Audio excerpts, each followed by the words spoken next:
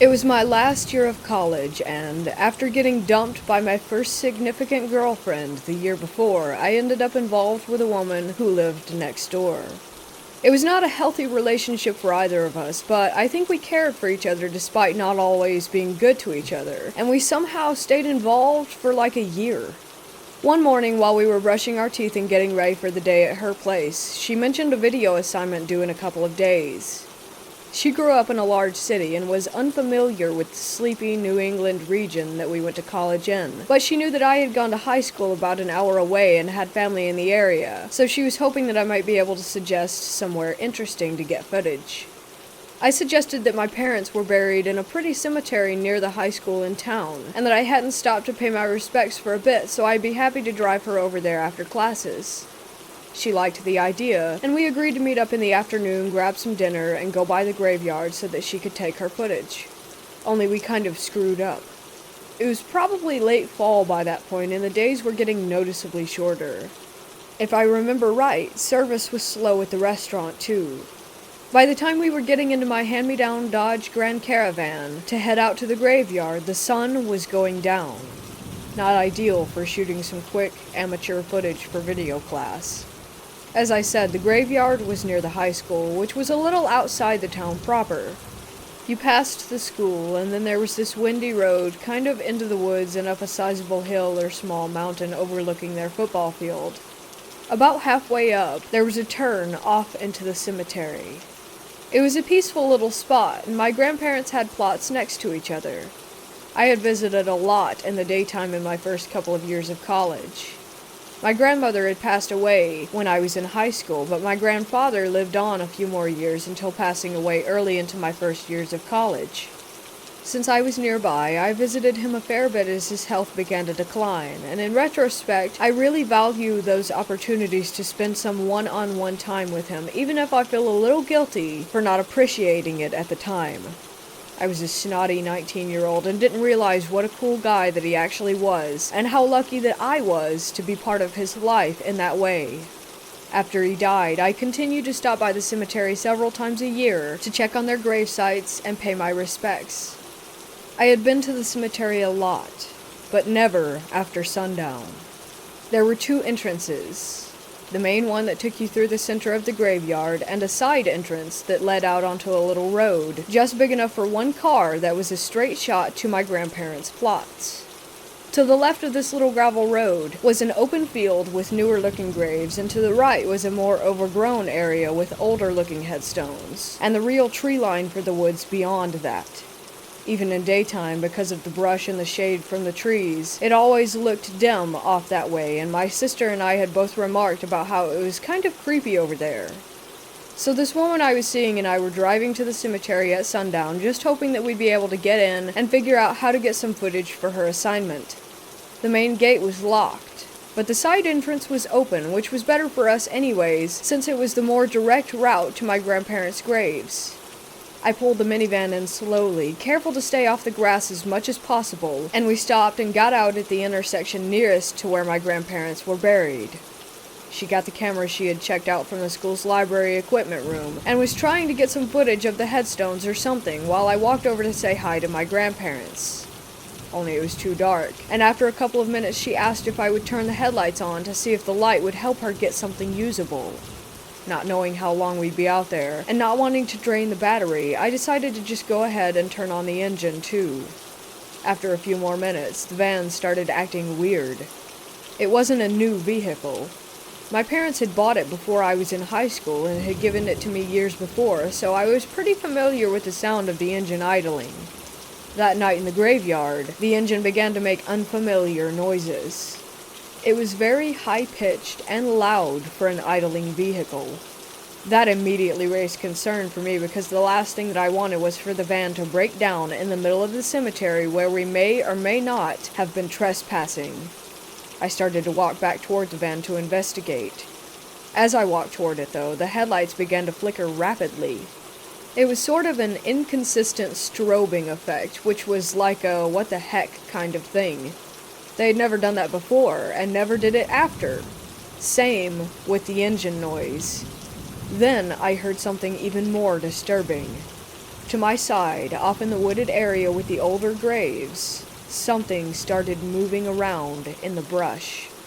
I looked, and in the darkness, I swear, I saw movement to accompany the sound. I couldn't see what it was too dark, but something was coming slowly towards us out of those woods. I instantly felt as if it was time to go, and that we shouldn't be there. Fortunately, my companion agreed, even though she hadn't got enough footage, because she heard the approaching rustling as well. We got into the van, which continued to sound really weird, but thankfully it went into gear and drove normally as we got the hell out of there. The lights stopped flickering as I got turned around, and the engine sound returned to normal as we approached the gate. The most rational explanation for the rustling was an animal, but that didn't explain the van acting so strangely. I kept it for another 6 months before trading it in, and it never made noise like that while idling again, and the headlights were always reliable, never flickering. I also have had other strange experiences in my life, but this was the first and only time I ever felt that overwhelming sense that I had to leave or that I shouldn't be somewhere. I can't help but wonder if both my sister and I had always thought that wooded spot off to the right was spooky for a good reason, and if I might have found out what that reason was had my companion and I stayed for a few more minutes that night.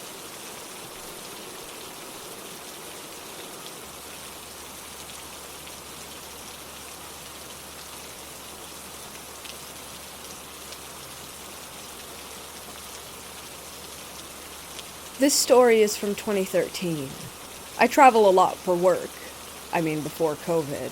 And when I do, I stay at hotels. Sleeping in a different bed doesn't bother me, as I'm mostly a sound sleeper, and I'm used to it given that I've been doing this for a while. This was a hotel in the suburbs of Chicago. From the time I checked into the room, I think it was room number 413, I have never felt such a sense of dread, despair, and claustrophobia. I am a rational person, no history of depression or mental illness, so I explained it to myself that maybe the 13 in the room number was messing with my head. But I've stayed in other hotel rooms with a 13 in my assigned room number. I had also stayed at this same property every week over the last few months, but I had never felt this way. I pondered while lying in bed if I should call the front desk and ask for another room. I didn't know what excuse that I would give to them. Everything was great with the room. The shower was fine, the room was spotless, the toilet had no issues. It was a boring, predictable, clinically consistent room like any other Marriott property. No complaints on the Wi-Fi. I couldn't bring myself to lie to the front desk and ask to be changed to another room. So I told myself I was a rational man, a husband, a father, and a protector. I decided that I was going to stay put. The uneasiness didn't lessen, so I turned on every light in the room, took out all the Bibles from the bedstands, and set them next to me. I am not of the Christian faith, and not very religious either, but I felt like I needed all the protection I could get. So I played chants on loop on YouTube from my own religion all night at low volume until I went to sleep. I woke up in the morning, worked out, showered, and went to work. The night's experience felt like a fleeting memory during the day. I had a really fun rental that week, a Mustang GT, and it was so much fun the night's memory almost felt imaginary entirely. I came back from work that evening feeling a little silly about the night before, and went back to the room. In an instant, the same sense of unexplained dread and claustrophobia came flooding back. I just couldn't rationally explain it. So I went back to the routine from the night before. Lights on, chanting, Bible, Marriott Mormon Bible, all by the bed. Next evening, I spoke with the bartender and asked him if he had heard any weird complaints. He said he hadn't, but he'd ask around.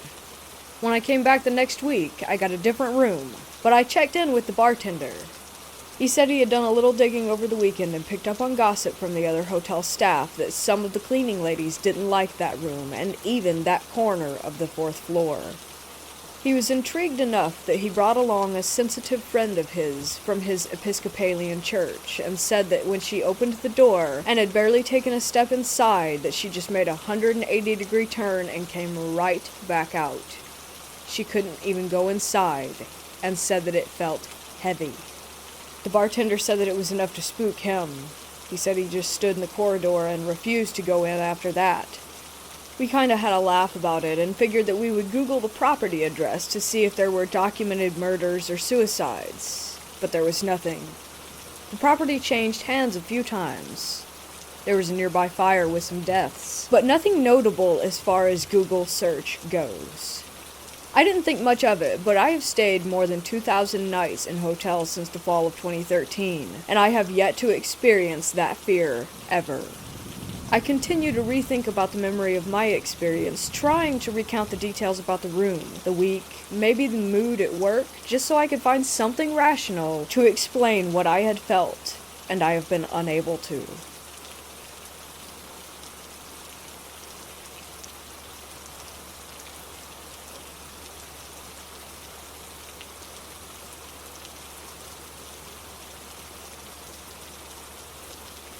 I should start by saying that I am sensitive, but have never known about or tried any of my abilities to sense the paranormal.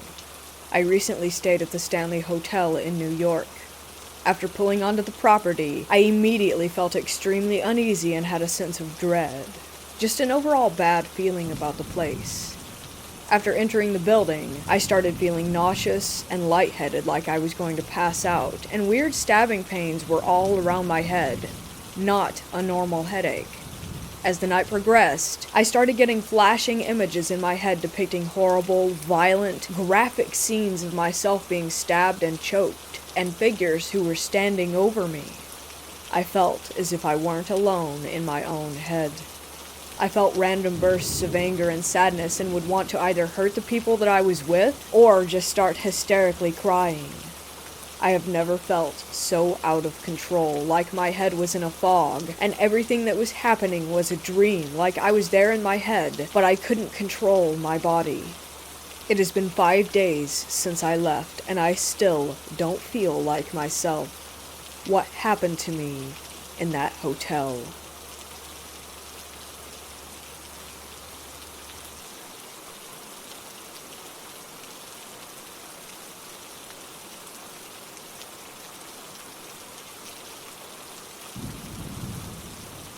I was raised in a house that had a few spirits in it.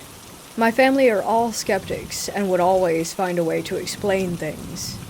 A few experiences, and then I'll get to the main story. 1. Our house had 3 stories, with technically 3 master bathrooms, 1 on each floor. The one on the main floor we used as an office. I would constantly hear someone walking around in the office at night, sinks turning on, toilets flushing, and occasionally taking. My parents would always say that someone was awake and making those noises, and the toilet and water running was just faulty pipes. 2. There would always be a shadow figure that would pace on the top floor. There was a balcony that overlooked the foyer, and I would usually see who I presumed was a lady in a dress, pacing back and forth. My parents just said that it was the shadow of someone outside. We were on a hill, overlooking all of our neighbors. I don't know how they thought this was possible. 3. I hated using the upstairs bathroom, which was my bathroom. I would hear talking and singing from that bathroom. When no one was home and I was in there, someone would bang on the door. One time I was showering and listening to music. I heard the banging sound so loud that it shook the room, and then the locked door swung open, and I heard a scream. My parents said that my brother was pranking me, which is something that he never did. Anyways, on to the main event. My brother is about 10 years older than me. He was the only sibling living at home with me and my parents. He had the master bedroom in the basement. I was never really in the basement except for going to the garage because it was in the basement next to the bedroom. I always remember feeling uneasy down there, though. But I wanted a big room, so when my brother moved out, I begged my parents to let me have his room, and eventually they caved. I moved all my stuff downstairs, painted and everything. I loved it. I was talking to my brother about it one day, and he told me, "Watch out for the little girl who lives down there. She likes to laugh." I was shocked, as obviously he had to be kidding. My whole family besides me never talked about stuff like that. I just kinda giggled and shrugged it off. He was probably just trying to scare me. About a week after I moved into my new room, I had a friend come over. We were just laying on the floor next to the bathroom laughing when she had to go to the bathroom. She closed the door and I was just zoning out when all of a sudden she goes, "That's not funny." I asked her what she was talking about, as I hadn't done anything. She said that she heard someone laughing right outside the door, but I didn't do anything or hear anything. She left freaked out, and I assumed that my brother had put her up to it since she liked him. A few days later, I hear someone in my bedroom while I'm in the shower. I call out thinking it's my mom, but I don't hear a response. I get out, and as I'm putting on my robe, I hear a little girl's giggle, and then, "Are you looking for me?" I freak out.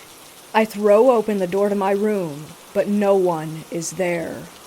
I checked the garage and ended up setting off the house alarm so no one could have come or gone through the doors without everyone knowing. I run upstairs, and my mom is pissed that I set off the alarm, and I tell her what just happened. She told me my brother had a similar story when we first moved in, but that it was nothing. I called my brother and asked him why he told me to watch out for the little girl. He said that I was the little girl. He was kidding because, quote-unquote, you would always come downstairs and giggle really creepy. I never did anything like that. I told him that, and he got creeped out. I still would occasionally hear the little girl. I never saw her, but she did like to laugh and open the bathroom and closet doors. I named her Sarah. My brother called me up today and asked me about this. He asked me if I was sure that I never tried to scare him by laughing, and I told him no. He got really uncomfortable. I don't think he knows how to handle the fact that our house is haunted.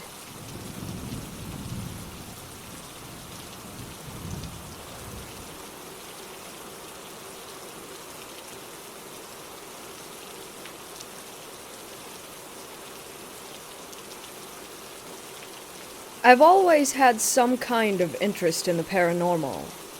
As someone who grew up in a religious household but has always struggled with the concept of faith, I think what's always drawn me to it is the idea of proof. Proof of something beyond this life. Proof that death isn't the end.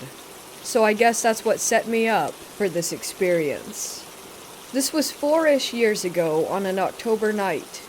This happened with 2 friends of mine who I'll call Jim and Lisa.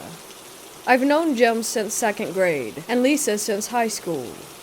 Lisa and I went to the same college for a bit, and we had a mutual interest in the paranormal. Given the time of year that it was, close to Halloween, we decided to go and do some ghost hunting of our own. I called up Jim, who also had some interest, and planned to meet up and drive to a local cemetery not far from where we were. So this place definitely has the spooky factor to it. It's on a residential road, but the section the cemetery is in is really wooded and separated from everything. It's set back on a hill, and carved into the hillside right up against the road are the keeps that they used to lay bodies out in when the ground was too frozen to do burials back in the day. Jim and I had scoped this place out during the summer during the day because it was close to where he lived, so I kinda knew the layout. We all met up and parked next to it. I had brought a voice recorder from school. I worked at the school radio station, so it was fairly nice. We started walking around and asked some innocuous questions. Lisa claims to be sensitive, which I'm skeptical of, but that will come into play a little later. As we were walking around, kind of creeped out, we walked toward the back of the cemetery. It goes fairly far back, so we were poking around reading stones with flashlights when Lisa and I could swear that we heard someone walking around near the middle of the cemetery. All 3 of us were together near the back, and there was 1000% not anyone else out there. Could it have been some college kids hyping themselves up? Maybe. It's hard for me to really confirm with hindsight whether we were being overly imaginative, but we were pretty sketched out. After about 15 to 20 minutes, we figured that we should pack it up. Lisa and I were kind of freaked out still because we were fairly convinced that something was walking around near the center of those headstones. She also kept saying that she felt like something was compelling us to leave, and that we weren't welcome. Jem was kind of indifferent and wasn't really noticing anything super crazy, so we started making our way down the hill. This is when a weird thing happened. As we were walking down the hill, I heard a stone skip past me as if someone had kicked or thrown it. I figured that it was just Jem, as he's apt to do that sort of thing. But as I looked and was about to say something to him, he was about 10 feet to my left. He definitely didn't kick anything at me. The weirdest stuff that we found was on the recorder when we got back. I want to make this clear, this was not a super windy night. There was a light breeze at best. But the recorder sounded like it was windy as hell because we caught a ton of what I call interference. It was really deep bass tones that sounded like the microphone on the recorder were being overloaded. The creepy part was that there were times where there was a rhythmic quality to it, like something was speaking but couldn't get through fully. I'd say it sounds like when someone's talking in another room with the door shut, where you can hear the noise, but not much in the way of actual words. I did get it on the other investigations with this recorder, but never at that level. So while it's possible that it could have been an issue with the recorder, I'm not entirely sure. We also got some really direct, creepy EVPs. Toward the end of our time there, you can hear me on the recorder saying, "Hey guys, we should go," in reference to the creepy walking sounds from the middle of the cemetery. During the discussion from the three of us, there's a moan that's pretty audible that no one heard while we were there. It sounded like something was upset that we were leaving.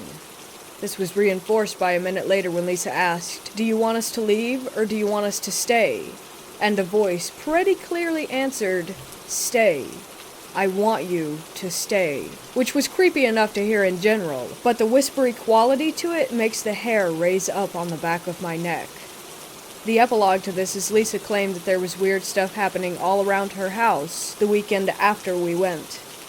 Banging on the wall, noises in the other rooms. Full disclosure, Lisa does have a bit of history with mental illness, so I guess you might could chalk it up to that. The part that gives me pause is that we were talking about this at school one day and her sister called from the house complaining about all the weird crap that was happening. While I think her sister also has some sort of history, I think it's mostly anxiety-based, but I'm not 100% sure honestly. I do find it a stretch that her sister would call and make a big deal out of it if stuff wasn't legitimately taking place. I only wish that I'd gone to the house and experienced whatever it was firsthand just to see for myself.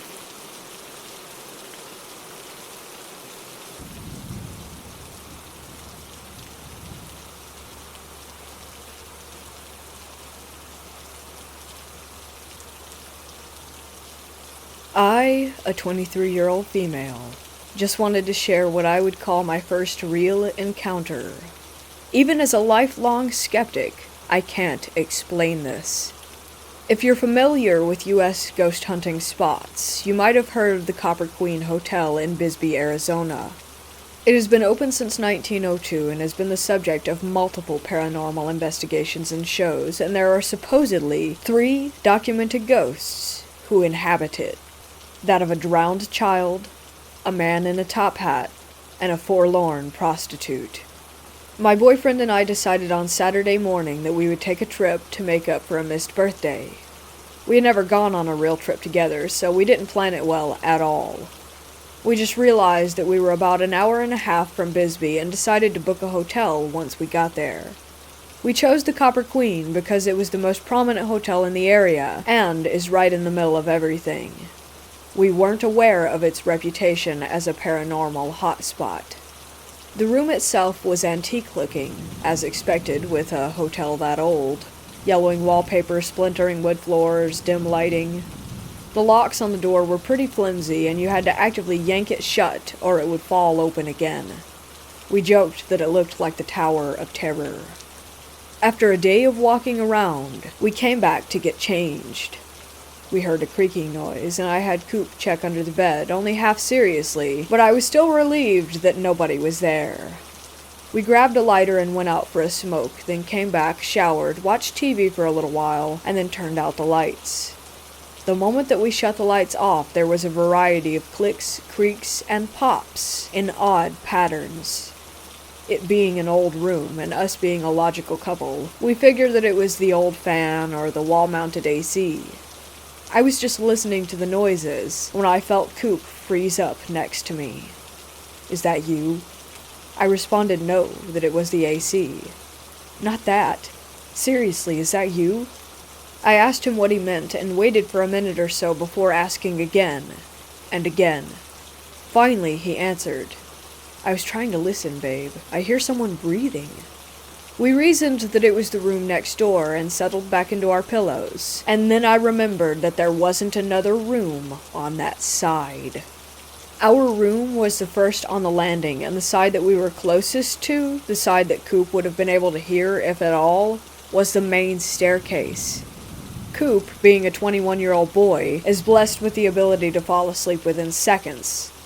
I could hear him snoring, and his legs were over mine, but I was too anxious to sleep. I then felt the lightest tap on top of the quilt, just next to my feet. I froze, but tried to reason with myself that Coop had just twitched in his sleep, although his legs were still on top of mine. A few moments passed, and I thought that I had imagined it, and then I felt a pinch/tugging motion at the same area of the quilt. I woke up Coop and demanded that he check under the bed again. I was still reasoning that there was a non-supernatural explanation for the events, and it occurred to me that although we had checked before leaving our walk, we hadn't checked after. The flimsy lock and the fact that the door was difficult to close made it seem likely that someone could have snuck in. Coop was too groggy to be useful, so I grabbed my phone, turned the flashlight on, and leapt as far from the bed as I could while crouching to check what was under it. Nothing. We were both a little freaked out by this point and agreed to turn the TV back on to drown out any weird noises. We turned on Futurama and settled back into bed for the third time. Again, Coop fell asleep within seconds. I was drifting off when I heard the audio on the TV kind of cut somehow. It suddenly shifted tone to where it sounded like a grainy VHS instead of a streaming adult cartoon. I heard a woman saying something about a phantom, and then a blood-curdling scream from the TV. At this point, I was too scared to open my eyes, so I steadied my breathing and pretended to be asleep. That's the last event that I could recall, and upon checking out the next day, the manager asked if we had experienced anything. That's when we Googled the hotel and found out its history of hauntings. So there it is. Nothing too crazy compared to other posts here, but I have definitely never experienced anything like that before and don't have an explanation besides the paranormal.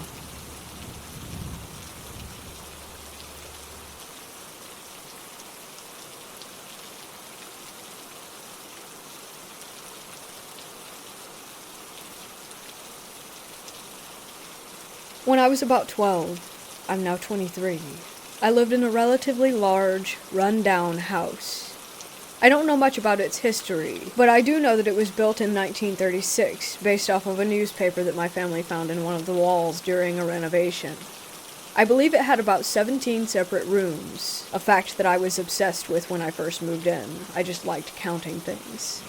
These rooms included 2 basements. One was right near the garage with an old door that went down to a concrete cellar where you could access some of the ducts to the house. And there was one within the house that held the laundry room and a storage room. My bedroom and the bedroom adjacent to mine both had crawl spaces going into the walls, 2 of which I covered with dressers. The house often gave me a sense of unease because of the sounds that it made due to it being old, combined with the fact that we couldn't afford heating it all winter, so there were blankets and plastic wrap in all of the windows, constantly making it very dark. Being alone in it was just scary for some reason. I could never shake the feeling of something looking over my shoulder when I was there alone, especially causing me to act like a fool and yell out at nothing while home alone sometimes. Honestly, I'm not sure what caused that, but I'm sure that it had to do with the level of darkness within the house, due to there being no natural lighting and my tiny adolescent brain conjuring up demons just because the house had been settling or something of that sort. One day, I was heading downstairs to do the laundry, and after I was done switching everything over and grabbing the laundry basket, my attention got caught by a large tank of some sort on one of the outer walls of the laundry room. I'm not sure what it held. It wasn't a water heater, but it may have been some sort of reservoir back in the day. It was very, very dusty, since no one ever went near it or touched it at all. Covering the tank this time were dozens of handprints, small to large, and also ones with much longer fingers than a normal hand. I'm not sure if it was due to dragging down, or the hands were just like that. It sent me into fight or flight immediately. I sprinted up the stairs and stayed up there for the rest of the day. It really bothered me trying to think of what could have caused the unnatural-looking, long-fingered handprints. I scared myself a lot thinking about it. Recently I moved into a new apartment, and in the garage there are a few black handprints that I don't remember being there when we moved in. This could just be because I never noticed them, but I swear they were never there, and one day recently, they had just appeared. It brought back my memory of my old house and the fingerprints in the dust, hence my post here. It makes me a little uneasy, but not much else can be done about it, I'm sure. This event has stayed with me through the years, and I thought I would share it to see what others outside of my perspective think. I'm not really sure, though I have had many more experiences to do with that house in the following years of my life.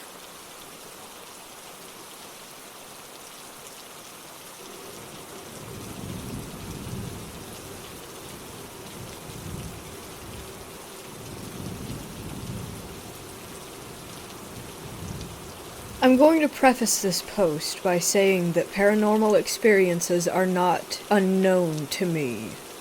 I have seen ghosts many times over my life, and my mom claims to have seen me playing with them as a child. She was a psychic medium, so I spent a good deal of my childhood around this stuff, but those experiences are for another time. This is just to assure you that I have had experiences with the paranormal before, and that what I experienced I consider to be abnormal generally, as most of my experiences up until now have been positive, or at least neutral. This was a few years ago in my very early 20s. I'm in my mid to late 20s now. I haven't had any paranormal experiences since a little while after my mom passed away when I was a teenager. I was starting to think the things I had experienced didn't happen at all. General denial. One night, on a whim, while driving around a suburb near my house, I managed to convince my boyfriend to come with me to the local cemetery. I was going through a bit of an edgy phase and thought that going to a graveyard at night would be cool. This is a cemetery in a big city, and it's extremely large. I didn't believe in ghosts hanging around in a cemetery, so I thought that it would be fine. I believed that ghosts usually hung around the places that they died, or places where they had unfinished business, and that it was very unlikely that they would actually be in a graveyard. It was sometime in October, but not Halloween. We got to the cemetery around 11:30 p.m. We had our phones with us and were using them as torches. We hopped the fence to the cemetery and began to look at all the graves, pointing out the most interesting ones and kind of just messing around. The place was completely deserted, as cemeteries tend to be at that time of night. We walked further and further in, and entered a part of the cemetery where the graves were quite a bit larger and much older. By now it had likely been around half an hour. As we were walking down the path, my boyfriend commented that there was a strange smell lingering around, which was extremely weird, as my boyfriend cannot smell at all. He lost his sense of smell due to a bunch of infections and other problems with his ears and sinuses as a kid.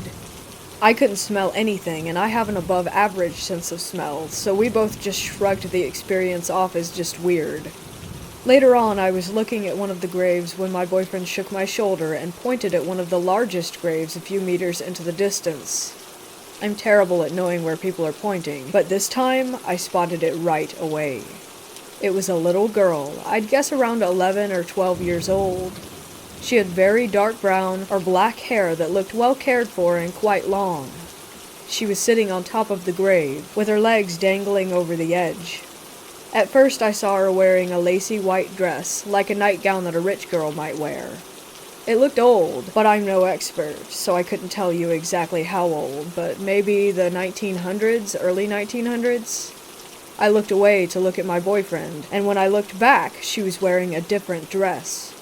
All I remember is that it was red, because at this point, I was super scared. Something about the entire situation felt wrong to me. I felt extremely fearful, and due to the fact that ghosts were very normal for me, this was extremely unusual. I would never feel unsafe seeing a ghost in the past. It was around this time that I noticed that the cemetery was eerily quiet. There were no sounds of bats, and there were a lot of fruit bats in that area. There were no other sounds of animals, and the air felt stale and stagnant. We just stood and stared at the little girl for what felt like an eternity, weirdly transfixed, and then we both ran for it up the path at full speed. I turned for a second to see if she was still there, and she was gone completely. It made me run faster, honestly, and the whole time we were both dead silent. When we got back to our car, we sat there for ages trying to work out what we had just witnessed.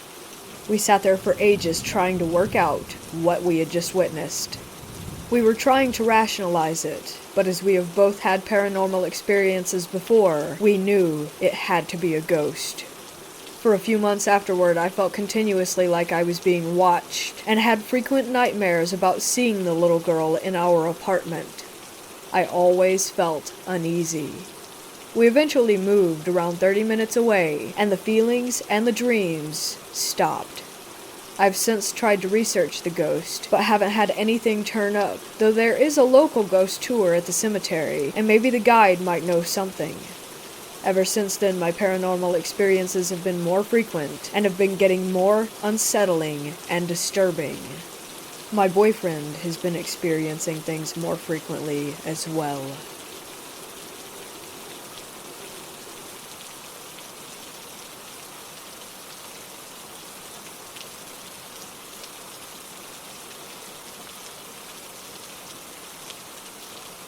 I live in Eastern Europe. Well, more specifically in Romania. You may have heard stories about those gypsies and witches that live in my country.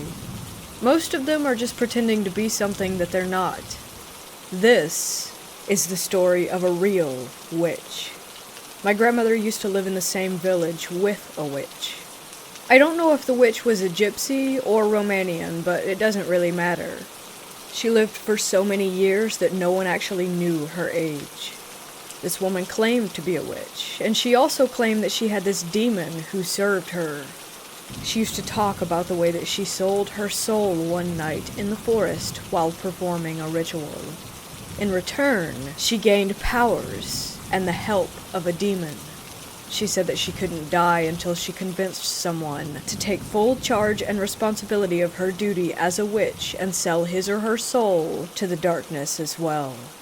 She had, I believe, 3 daughters, but people said that their mother's behavior scared them away. They moved to Bucharest and never returned to the village. Now, you'll say that she was most likely a crazy old woman, but no. A lot of people heard strange noises coming from her attic, and she agreed that the sounds were made by her slave or demon. People, even though they were afraid, asked her to solve their problems and gave her money for it. No one ever complained about her work. No one. Everything was put in place, no matter how difficult the task was.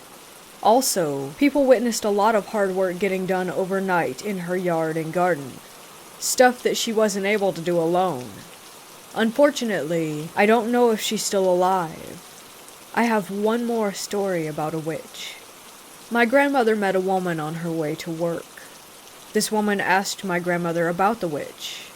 She wanted to know where the witch lived. My grandma gave indications, and then asked her why she was going. She said that a thief broke into her house and stole all of her savings. She wanted her money back. The next day, my grandma met the woman again. She carried a bag. My grandmother asked her what happened.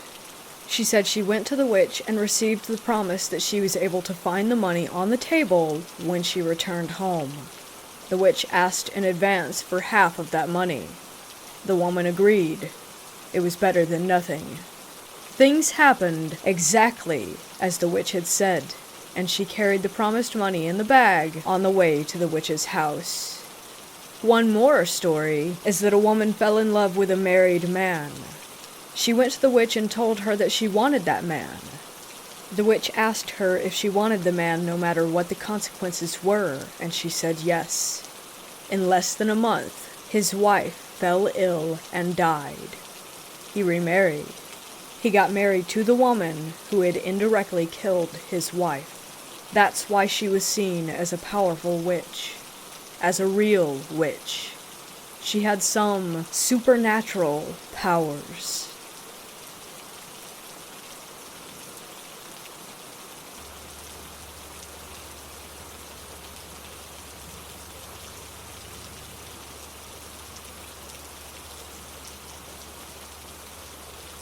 My boyfriend and I decided to take an impromptu trip to Gettysburg and booked a decently priced hotel the night before.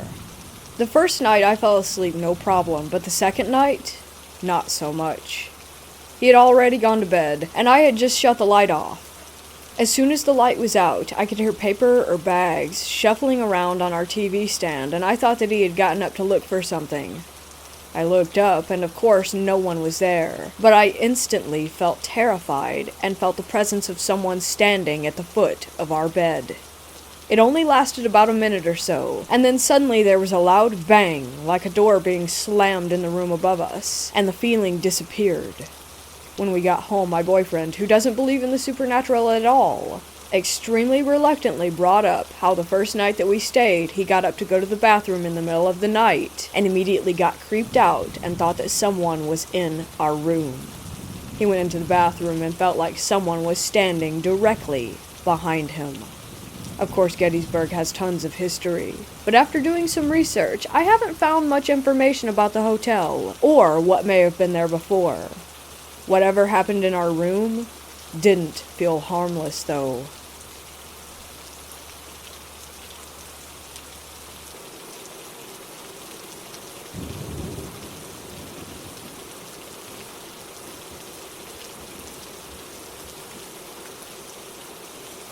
Moving from a small town to a large city at a fairly young age had to be one of the biggest adjustments I've ever had to make. I knew no one. I had no idea how different it really was.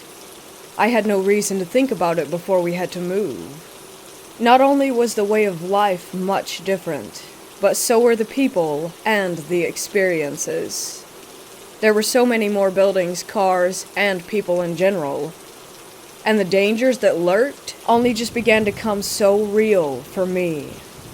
I've always had strange things happen to me that couldn't be explained, but I would always just shrug them off. I would play it off as if I was just tired most times and making myself see things that were not really there. Besides, I had no one to talk to about these strange encounters, and I was a young teenager. Who would really believe these outrageous things that I would just seemingly come up with? The church-going family that we were just wouldn't allow for such nonsense. The Lord protects us from all evil, that kind of jazz. On moving to the city, I eventually got settled after some time of rebelling. I was your normal, typical teenager, and I was angry because I felt like I had been made to leave my friends behind. I got into a lot of trouble and fell into all the wrong crowds. The whole stereotypes that people have of teenagers. I seemed to allow myself to live up to that stereotypical standard. I knew that what I was doing was wrong, but I didn't care. I found myself in some sticky situations that finally led me to a friend that showed me that what I was doing wasn't getting me anywhere with my life. For this story, we'll call him Bob. Bob was an older man. He was, I would say, at least 12 years older than I was. I was 13 at the time that we met. He had moved in downstairs from us with a friend of his that my parents knew. We met while helping his friend move furniture out of his apartment to have his carpets cleaned. Fast forward some time and Bob and I became close friends. Yes, it was odd myself being friends with someone so much older than I was, but somehow it worked at the time. There was this cemetery that was up the street from our apartment complex. We would go there regularly to visit graves and help clean them and place flowers on those that were unmarked to show that someone still cared for these people. We would always go during the day. It was such a beautiful and peaceful place. There were many rose bushes, green grass, tall shrubs, and some really pretty water fountains spread out across this large piece of land. It was easy to just stroll around there all day and lose track of time completely. One day we came upon this one tall, mass grave that was unmarked. It was so old that the headstone was crumbling, and the lot that it was on was caving in and had a hole about a foot or so deep just underneath the concrete slab. We were both curious about it and would visit the grave a few times this one week. We weren't sure what it was about this grave that drew us back to it each time, but we visited this person quite often. I can recall this time that we had gone later in the day. It was just an hour or so until it got dark. We were never there when it was dark because they locked the gates, and if they found you there after a certain time, they would kick you out. But they never saw us or bothered to tell us to leave. We were, of course, at this unmarked grave once again. Nighttime had finally fallen, and it was pretty dark. There were a few lights in the cemetery, but it was just a soft glow that filled the area we happened to be at. Bob and I wandered around that unmarked grave and were admiring the other headstones around it. We just couldn't believe how old that they actually were. We ended up circling back, getting ready to head home. We walked back past the unmarked grave to say goodbye. I remember standing there on the side of the grave, where the hole was. I was just thinking, how could they not fix this, and wondered how far down that it went. Being the curious idiot that I was, I kneeled down next to this hole and decided to stick my arm into it. It was so deep that you couldn't feel any kind of gravel or soil below. I guess Bob had just kept walking, so there I was with my hand in this hole below this concrete slab. I stood up and went to turn around to walk toward Bob. He was a ways off in the distance, but I could still see him. Before I could take a step, though, I felt like my body wasn't moving. It was as if someone had a huge hold on me. I couldn't move, and I couldn't speak. I was stuck. Bob finally notices me standing where he left me and starts yelling for me to come on, but there was no moving for me, and I felt this grip just getting tighter and tighter. It felt like forever watching as Bob made his way back in my direction, going on about how he wanted to get home, how it was late. He was standing in front of me and looked at me like I'd completely lost it. He had been talking to me and asking me questions, and I, of course, could not move or make a sound. He reaches out to grab me to pull me along, and I didn't budge. As we stood there, he kept talking to me, seemingly thinking that I was messing with him, and he was laughing. Tears began to roll down my face. All I could think about was, how am I going to get this thing to let me go? Did I make it mad? I just kept apologizing in my head, saying how sorry I was for disturbing them, and that if they let me go that I would never bother them again. I'm assuming that they must have known that I was sorry for what I did. I drop to the gravel, and I quickly bolt up and take off running. I ended up leaving Bob behind. He came knocking on my door the next day to ask what happened. I had no idea how to even explain what I had experienced. All I know is that I have never bothered that grave again.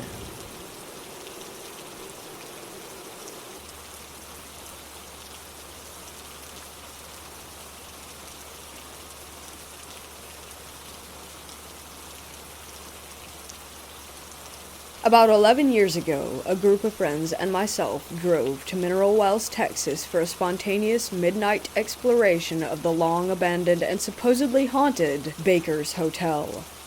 It was incredibly creepy inside. The place was pitch black and littered with old pieces of dusty, moldy furniture and decor from the 50s and 60s, whenever it was last operating. The first thing that freaked us out was that it sounded like the building was breathing. And loudly. Turned out it was just flooding in the basement that was echoing through the elevator shafts. Anyways, we started exploring everywhere. By the time we got to the 7th floor, we were a little disappointed that nothing weird had happened yet. The adrenaline was kinda wearing off. We started walking down this long hallway on the 7th floor, peeking into various rooms and peering around with our flashlights. All of a sudden we heard a door, coming from the end of the hallway we were moving toward, slowly open and then slowly close. It was creaking very loudly, just like in a scary movie. It scared us, and we froze. We were close enough that our flashlights reached the door in question. It was some kind of small, weird door, framed inside of a larger, regular door. My friend wanted to turn around and leave.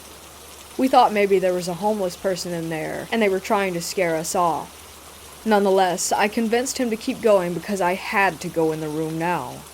We started walking slowly toward the door, all the while saying stuff out loud like, "We're just exploring, if someone's in there, we're just messing around," things like that. We were probably about 15-ish feet away when the door suddenly began opening again, eerily and slowly like before. However, this time it slammed shut, right in front of our eyes. Again, we were scared frozen. Again, I insisted that we keep going. A minute or so later, we worked up the courage and just barged right in that door as fast as we could. What was in there? Absolutely nothing. There was no possible explanation for whatever had opened and closed and then slammed that door. There were no cracked windows allowing for the airflow from outside. There was nothing. We shut the door behind us and sat down in nervous disbelief, and then chain-smoked a couple of cigarettes each. We finally left and actually went through the rest of the building.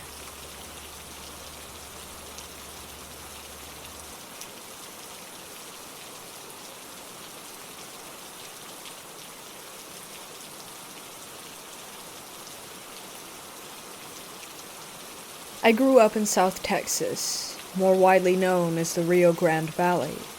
I'm the youngest of 3 kids, and we all lived with our mom and stepdad in a great big red brick house. It was quite a culture shock moving from the piney woods of East Texas all the way to the flat, desert-like land of the RGV. There were hardly any trees, mostly just palm trees and shrubs. We saw a cactus here and there, and the wildlife consisted mostly of jackrabbits, rattlesnakes, and armadillos. When we started school, we learned quickly that the people were superstitious, to say the least. I was in the 2nd grade when we moved into that house on Jackie Street, and right from the beginning I felt uneasy. I used to be a happy-go-lucky kid with nothing to worry about. I made friends with all the neighborhood kids, and I even became best friends with a girl who lived directly behind us. She had the most superstitious family out of anyone that I had ever met.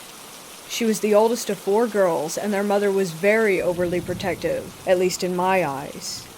She wouldn't let them watch Harry Potter because it was associated with witchcraft. They went to church 3 times a week, and they didn't even celebrate Halloween. All that being said, the mom loved to tell ghost stories and Mexican folklore. It was the one cool thing about her, and the thing I loved most about visiting their home. One night, she told us the story of the Owl Witch. Typically, it will transform into an owl with a woman's head, or a large owl the size of a human, with a few things that are off-putting. If you see a Yakuza, you're supposed to pray for your life in Spanish, and supposedly it will leave you alone. It's also been known to make a whistling sound, like a human whistling. If you answer it back with a whistle of your own, the Yakuza will sweep down and carry you away. If you wake up in the morning and see large scratches on your doors or windowsills, it means that the Yakuza was there and is coming for you, so you must prepare yourself accordingly. I can't whistle, and my friend's mom knew this, so she would jokingly tell me that I wouldn't have anything to worry about.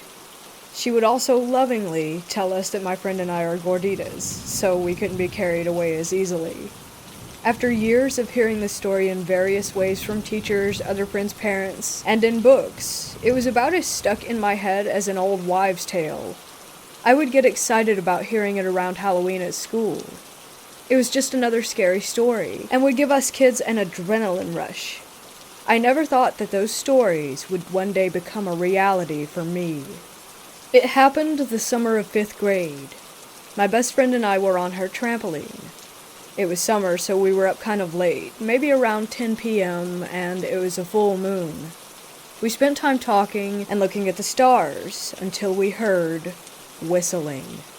We knew not to whistle back. Instead, we lay there frozen, still looking at the sky and listening intently to the whistling coming from the distance. I look at my friend, and she is absolutely paralyzed. She's praying in Spanish and squeezing my hand as tightly as possible. A few minutes go by, and we hear more whistling, getting closer. My friend stops praying and says that we should head inside. I agree without hesitation, and we start inching toward the edge of the trampoline to escape. In that moment, I hear it, and I'll never forget the bone-rattling sound and the twisted image that scarred me for life. We felt the wind from its wings, and saw it just maybe 15 feet above our heads. A huge, snowy white owl, maybe 12 feet wide from wingtip to wingtip, floating right above us. Its eyes were jet black, and it looked mostly like an owl, but its feet were human. It had huge, human feet with long black talons that seemed to twitch as its cold, demonic eyes stared down at its prey. It locked eyes with me and let out a screech. My heart jumped into my throat, and I have never ran inside a house so quickly. We cried together while praying as we heard it continue to flap around outside. We held on to each other with her rosary in our hands and continued praying as loudly as we could. All of a sudden it was gone, onto its next victim. We're both terrified of owls to this day. We won't even look them up in books. Every time I see one, I think of the face of the Yakuza. Almost human and almost owl. A strange, demonic hybrid not of this world. Believe the tales. Don't go outside alone, and never respond to strange whistling. Something might just snatch you up and carry you far, far away.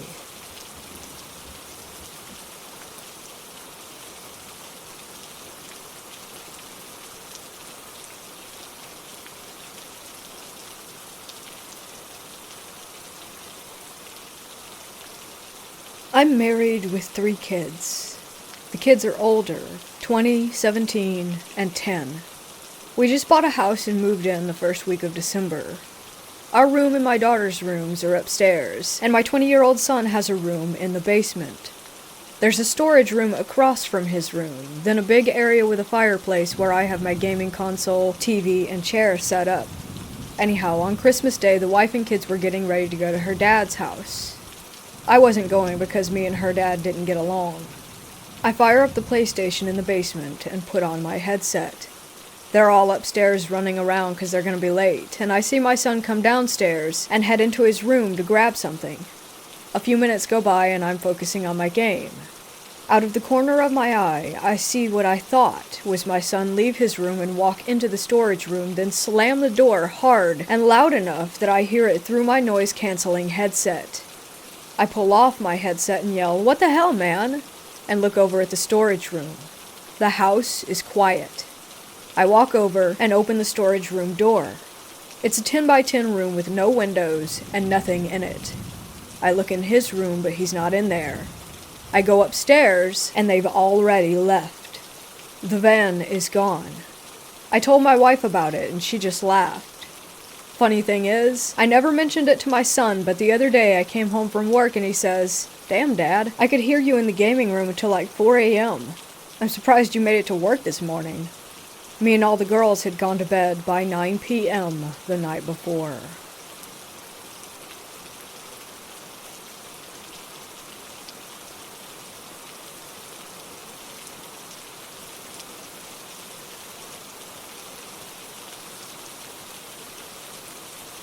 My brother and I were staying out at night at our grandparents' house, and now for context, her house is in the middle of the ghetto in Gulf Manor. Anyway, me and my brother were watching TV and my grandma was at the store, and then suddenly my brother says, "Want to go into the basement?" Not trying to sound like a wuss, I agreed.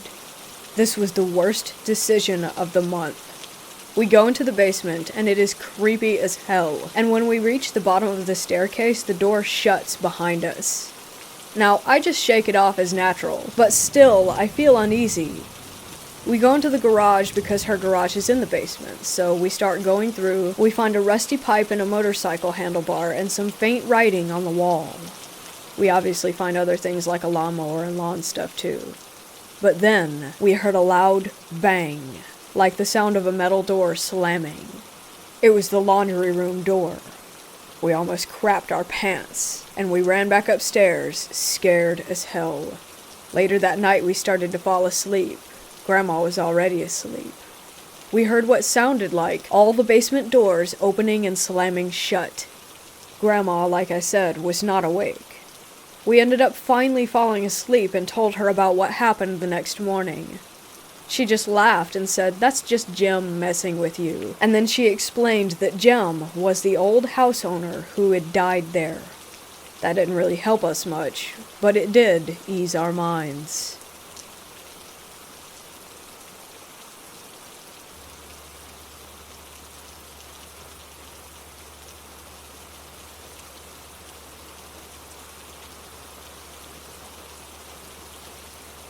Myself and a few friends go on a road trip every summer to visit haunted places. In 2018, we stayed at a haunted hotel in the northeastern United States and had to sign a safety waiver just to stay there. It was a small country hotel, and the only other party had canceled, so we had the place to ourselves with our tour guide.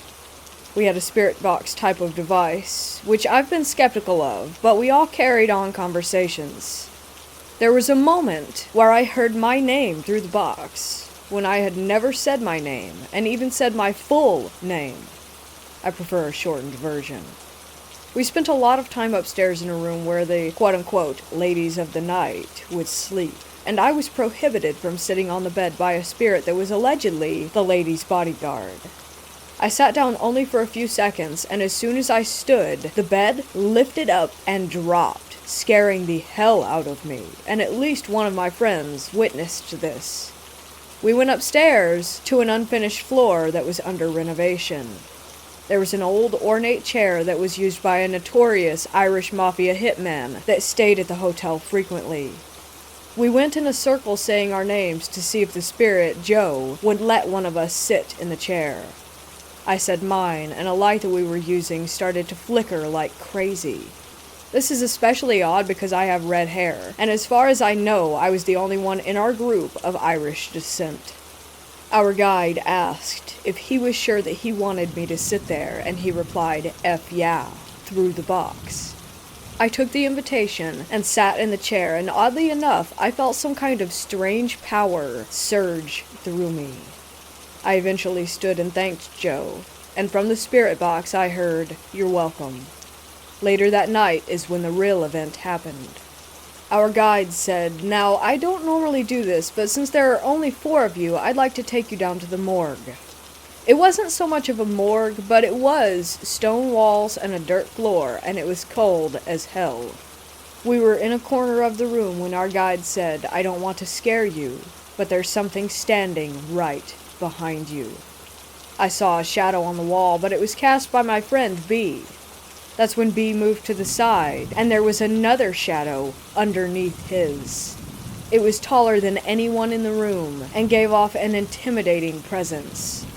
I looked back, and saw no one standing in front of the light source, and when I looked back again, there was no shadow. I've always been skeptical, but believed in the supernatural to a degree. Believe me when I say that basement had something seriously dark down there. Something evil.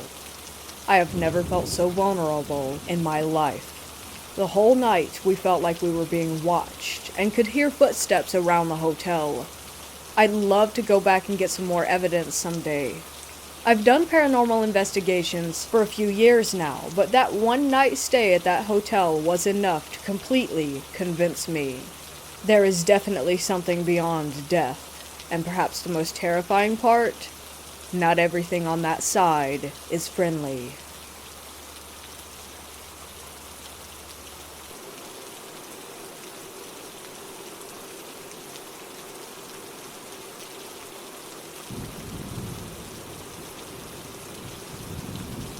I live near one of the oldest cemeteries in Portland, Oregon. It's pioneer era. The oldest graves are from the 1850s, and it's still active today, funerals all the time. Anyway, I go walk and jog through there pretty often.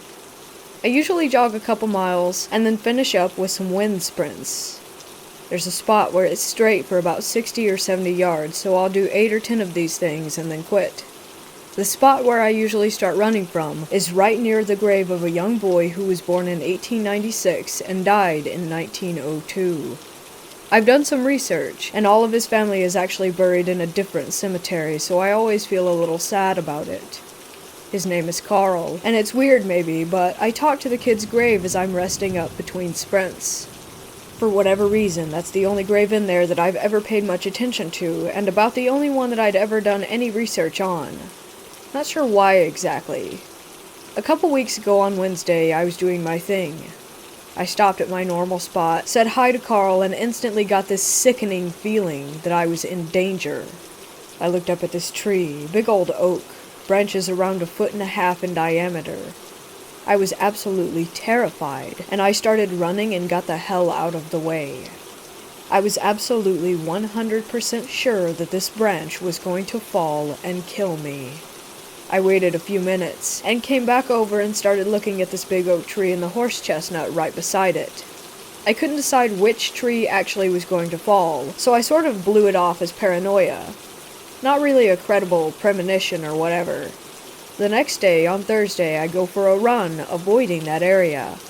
When I finished up, I went back and stopped next to Carl's grave. It was a little later than I usually go, mid-afternoon, and it's getting pretty hot out, so I wasn't really looking forward to running more. I didn't actually hear anything, but something told me you shouldn't go any further. So it's hot, I'm tired, I'm paranoid. I noped out and went home. The next day, it's Friday. I go back into the cemetery. A massive branch from the oak tree had fallen, knocked about 5 branches off of the horse chestnut. It all landed on Carl's grave and right on the part of the path that I usually jog on. Some parks workers were already cutting the trees up to clear the way. I asked one guy when it had fallen, and he said it had happened sometime on Thursday afternoon. I have no idea if I actually would have been there at that time at that spot, but it was weird enough to freak me out a little bit. Anyway, thanks, Carl.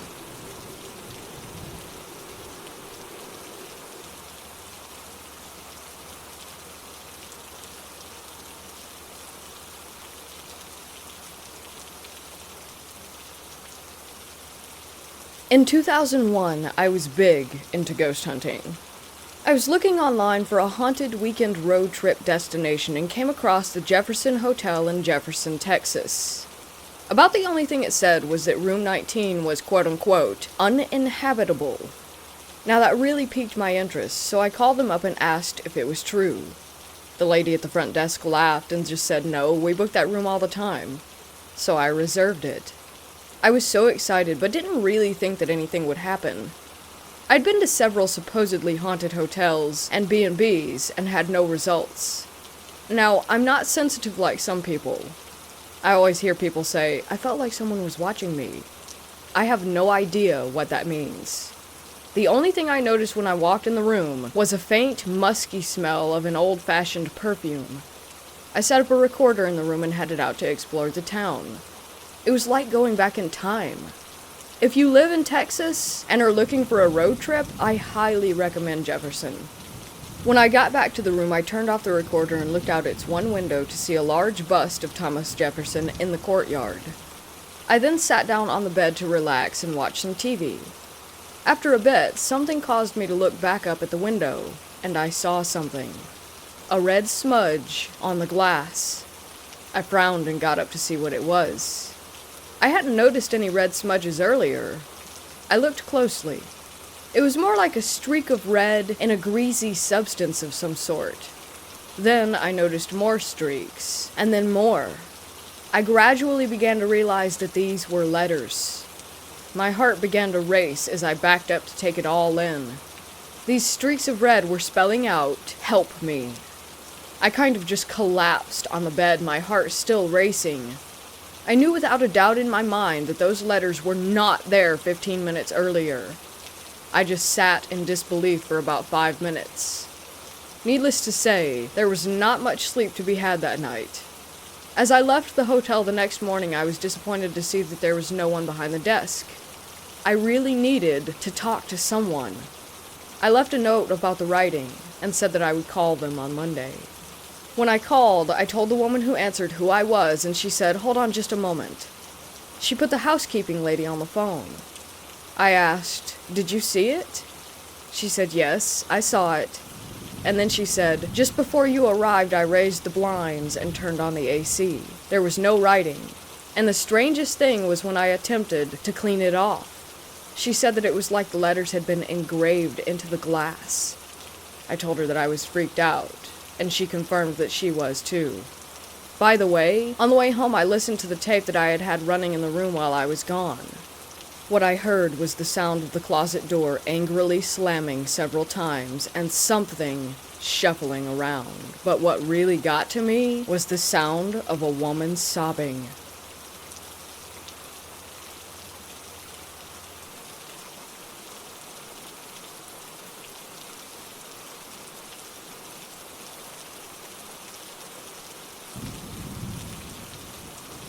My friend Ava hasn't lived with her mom in over 2 years since she moved in with her boyfriend. But recently I went back to her mom's house with her to grab some plants that she had propagated and have lunch. It was a normal day and I had been in the house many times before, so it wasn't any different. The visit was short, but when they went upstairs to discuss what they should do with her old room, I was left to my own devices on the first floor. The basement didn't have a door to the downstairs and the dining room was adjacent to it. So naturally, I decided to look down the stairs since it always gave me a spook. I'm not really a huge fan of the paranormal, and I never really had a cut and dry experience. I also never, quote-unquote, pick up on vibes either. But I hated the vibe of her mom's place, especially the basement. When I went to the stairs, I looked down them and saw a weird, humanoid figure in the darkness staring back at me. My entire body felt fuzzy, and I couldn't move until I heard Ava and her mom coming back down the stairs, and I hightailed it away from there. Not really sure what it was, but Ava has always said that the house was haunted, and that she avoids the basement like the plague.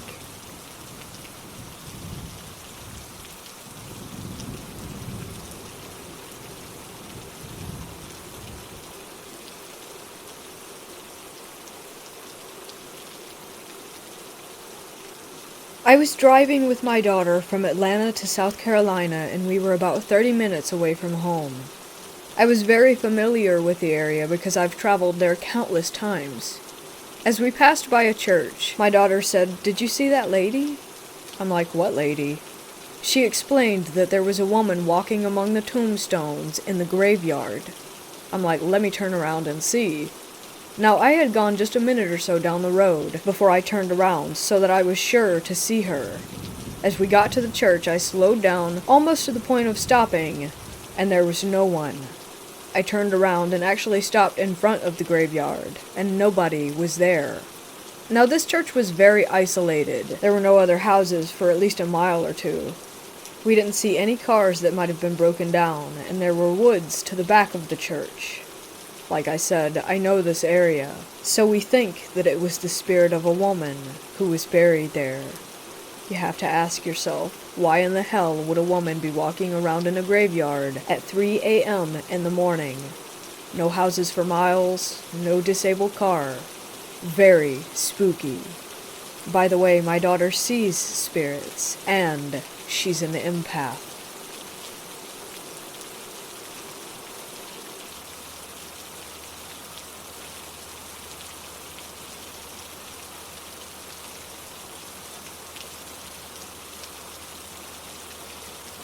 A couple of years ago, me and my pops decided to go on a road trip. It was very out of the blue. I wasn't even expecting it, but I decided to go anyways. It would be some solid father-son bonding time. After driving for what seemed like a couple of hours, was around maybe 8 to 9 p.m., we pulled into this gas station for snacks, water, and to use the bathroom, and we went back inside of our car. Keep in mind, this gas station was basically in the middle of nowhere. Anyways, we got back into our car and decided to look for a motel, but there was none. And I mean not a single one anywhere near us. My dad was really tired, so we just decided to go to sleep in the vehicle.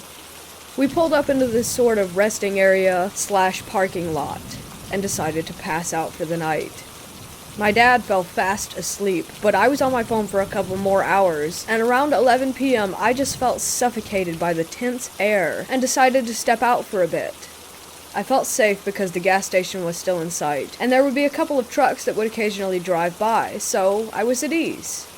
At the time, I was also texting my friend who lives in Seattle, Washington. We were on the phone for a little while.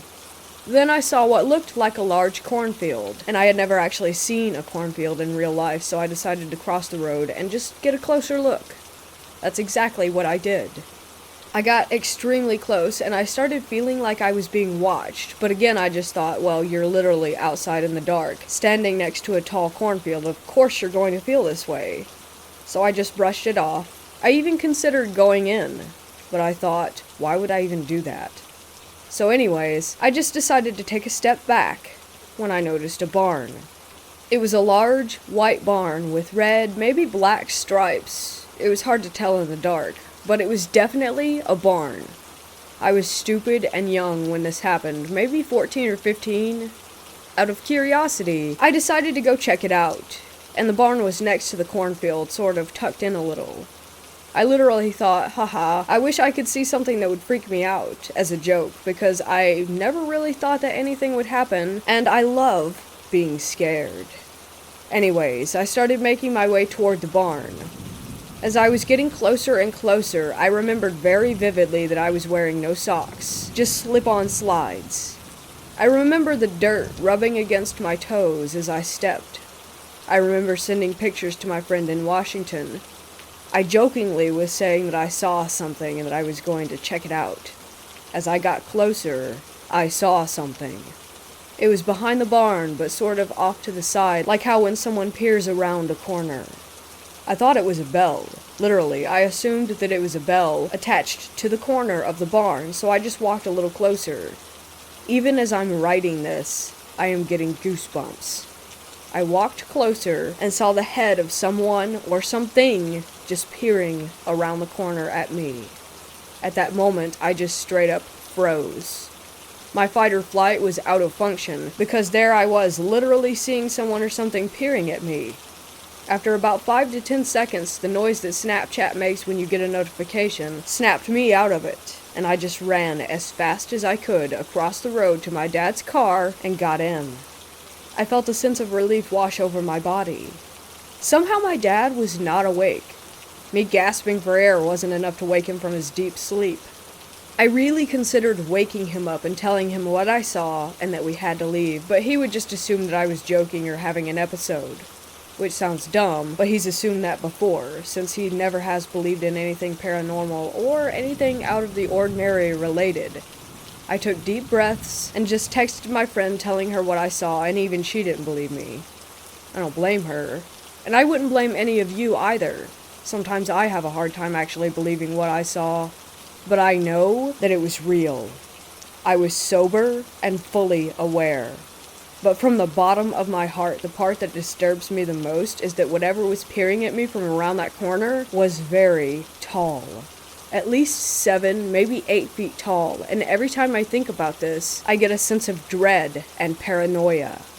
I haven't told any of my family or my dad, but if any of you have a clue as to what I might have seen, please let me know. Again, I wasn't hallucinating. This was before I even figured out anything about psychedelics or drugs in general. Please let me know if you have any ideas or info. Also, it probably sounds fake because if someone came to me telling me what I'm saying, I would also just rule it out to be fake. But please, I've been trying to piece it together for the last couple of months. I was sort of 50-50 on paranormal encounters, but after that experience, I believe. I believe in walkers to Wendigos. I believe in ghosts to La Llorona. It has changed me, knowing what's out there. And everyone wants to believe, oh yeah, ghosts aren't real. But I feel like they are, deep down. We know that there is some messed up stuff out there in this world. and I happened to encounter something.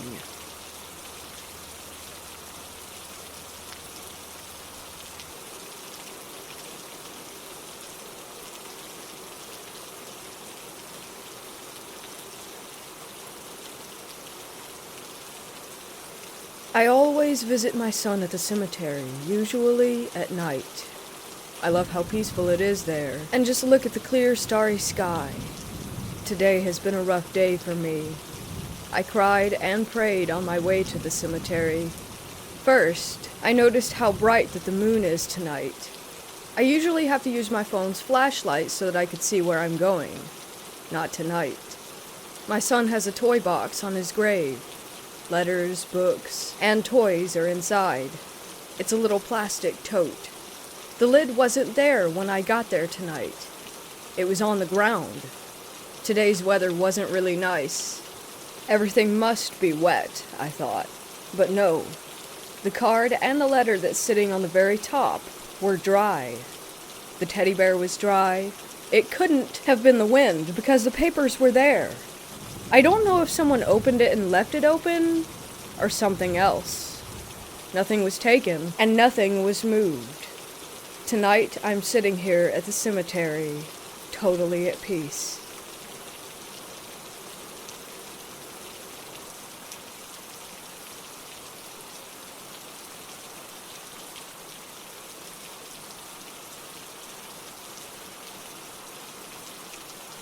I was living with my parents in Mexico City. They were missionaries preaching the gospel. When I was 7, we were living in a small town. One day my mom woke me up around 3 or 4 in the morning. She brought me to the window and said, "I wanted to show you why we are here and why we do what we do." She picked me up and showed me a strange woman standing in our front yard doing some ritual or something. She had something on her face and hands that looked exactly like the Elephant Man, like the bark of a tree. She had candles lit and the whole setup. This woman lives in this village, and she knows who we are and what we're doing here. Our being here interrupts her way of life and the energy that she taps into, my mom told me. I'm showing you this because I want you to know what kind of things we fight against. This isn't just preaching the Bible to people and trying to make their lives better. This is a battle against a world of darkness, and you are a part of it. My parents knew this was serious, but weren't really that worried about it because they could just pray it off and nothing ever happened. I bet that made the woman even more angry. On that day, I realized that witches are real and not just a fairy tale, especially since she had stuff growing on her. Demons really do give some sort of power to people. That day was not only a crazy experience, but the most terrifying thing I've ever seen. We moved 2 years later because I wanted to be a normal American kid that goes to school and has friends and stuff. A few years after we left, a family that we knew and had worked with died from a truck driver not seeing them on a cliff. I can't help but wonder if that was just a freak accident or something more. The whole thing creeps me out.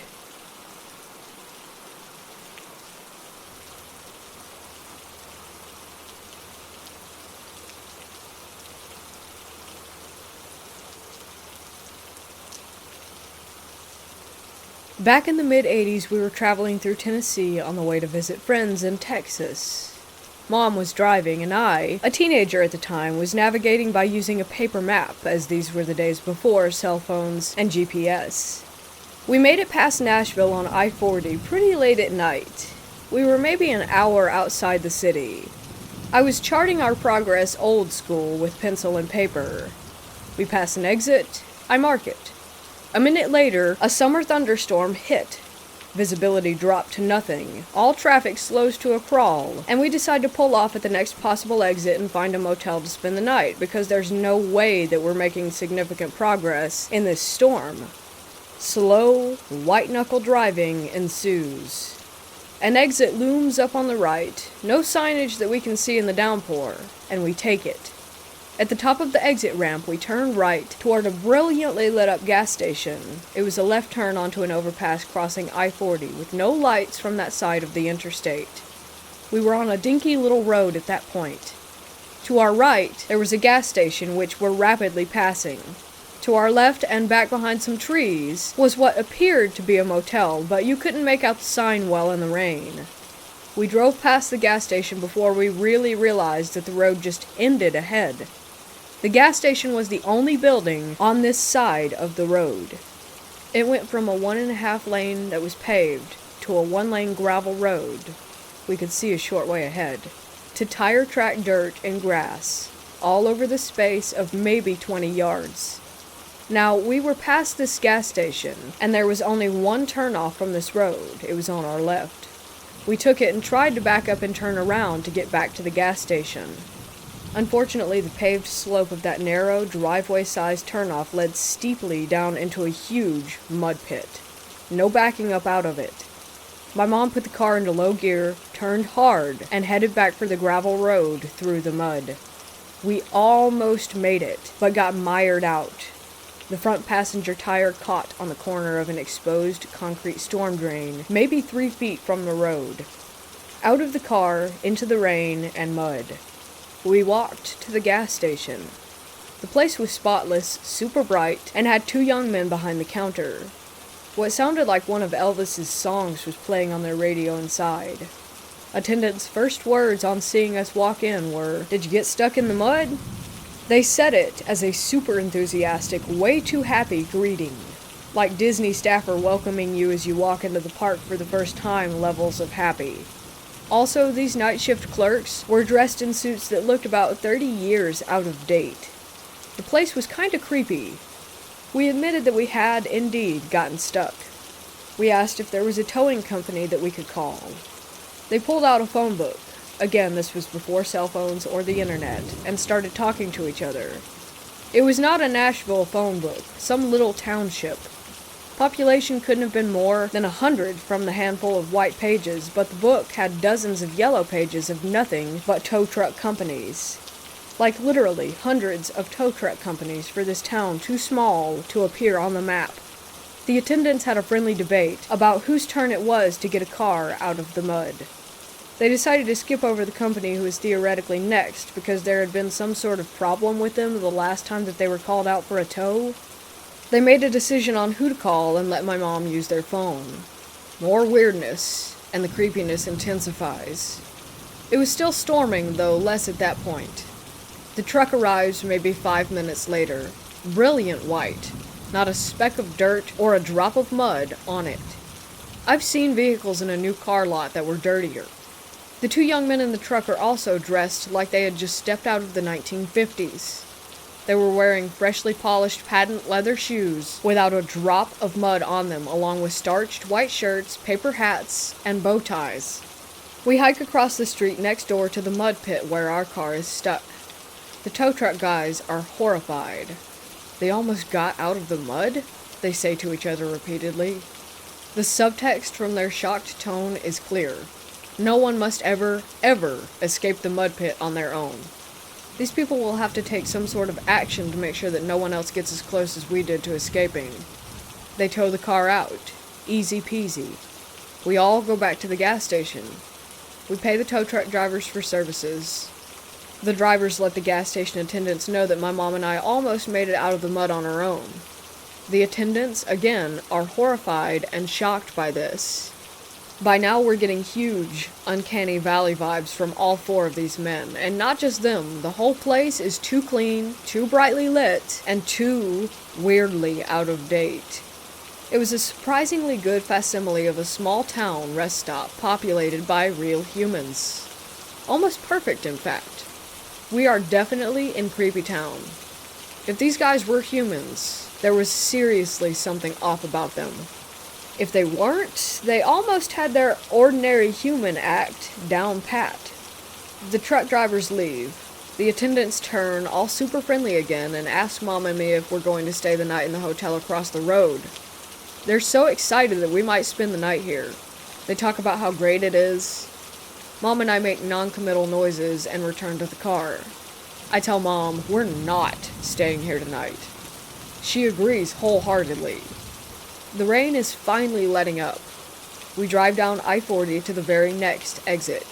It was maybe 5 miles. We pull off and spend the night in a kind of crappy but ordinary motel. At least it's not the Bates Motel, we joke. The rest of the trip goes well. Then, several days later on the way home, Mom and I decide that we would really like to see the creepy town in the light of day. It couldn't have been that weird, could it? Heading back up I-40, we pass the exit where we actually did spend the night on the way down. We can see the hotel, the exit number matches the notes that I had made on the map, everything. Then we start looking for the next exit. The exit to Creepy Town. Should be about 5 miles along with an overpass. 5 miles pass. No exit. No overpass. 5 more miles later before we find the next exit off of I-40. It's the one that I had marked as being right before the storm first hit. In short, Creepy Town does not exist. I have traveled I-40 many times since, often remarking that, hey, there's that exit where the weird storm hit and we went to Creepy Town, and there's the exit that we actually did spend the night at. We never found the Creepy Town exit between those 2 points, ever again.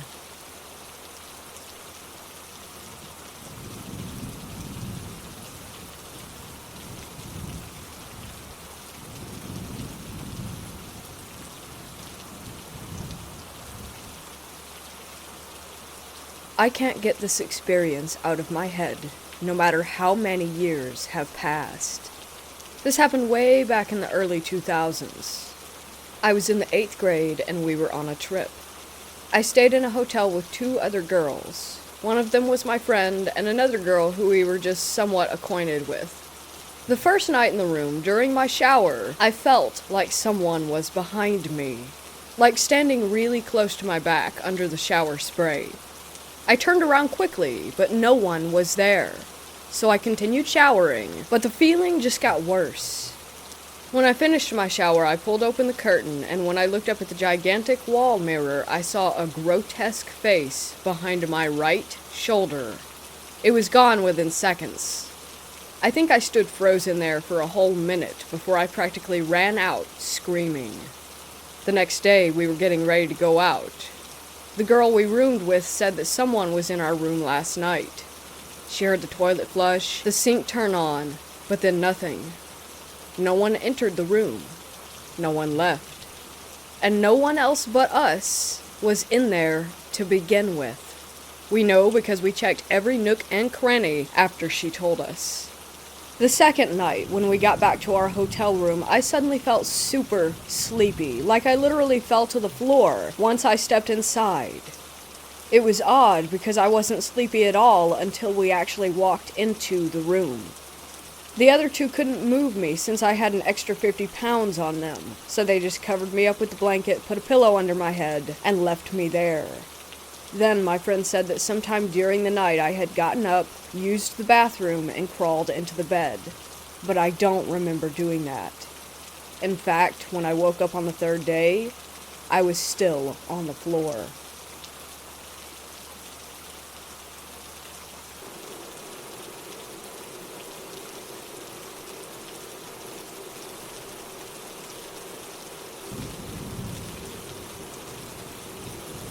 I took my young kids to visit my grandparents' gravesite for the first time. They were really freaked out to learn that dead people were buried underneath all the headstones. The headstone kitty-cornered to my grandparents was for a small boy around 4 or 5. When I noticed the age, I heard a whisper in my ear to talk about the kid. As I said, my kiddos were already really freaked out. I didn't want to add to the experience of learning about dead kids. I heard the whisper 2 or 3 times before we left. When we got into the car, my son said, "Who was that boy standing next to Grandpa? He looked really sick." I instantly had chills and got super emotional knowing that my grandpa was there with him.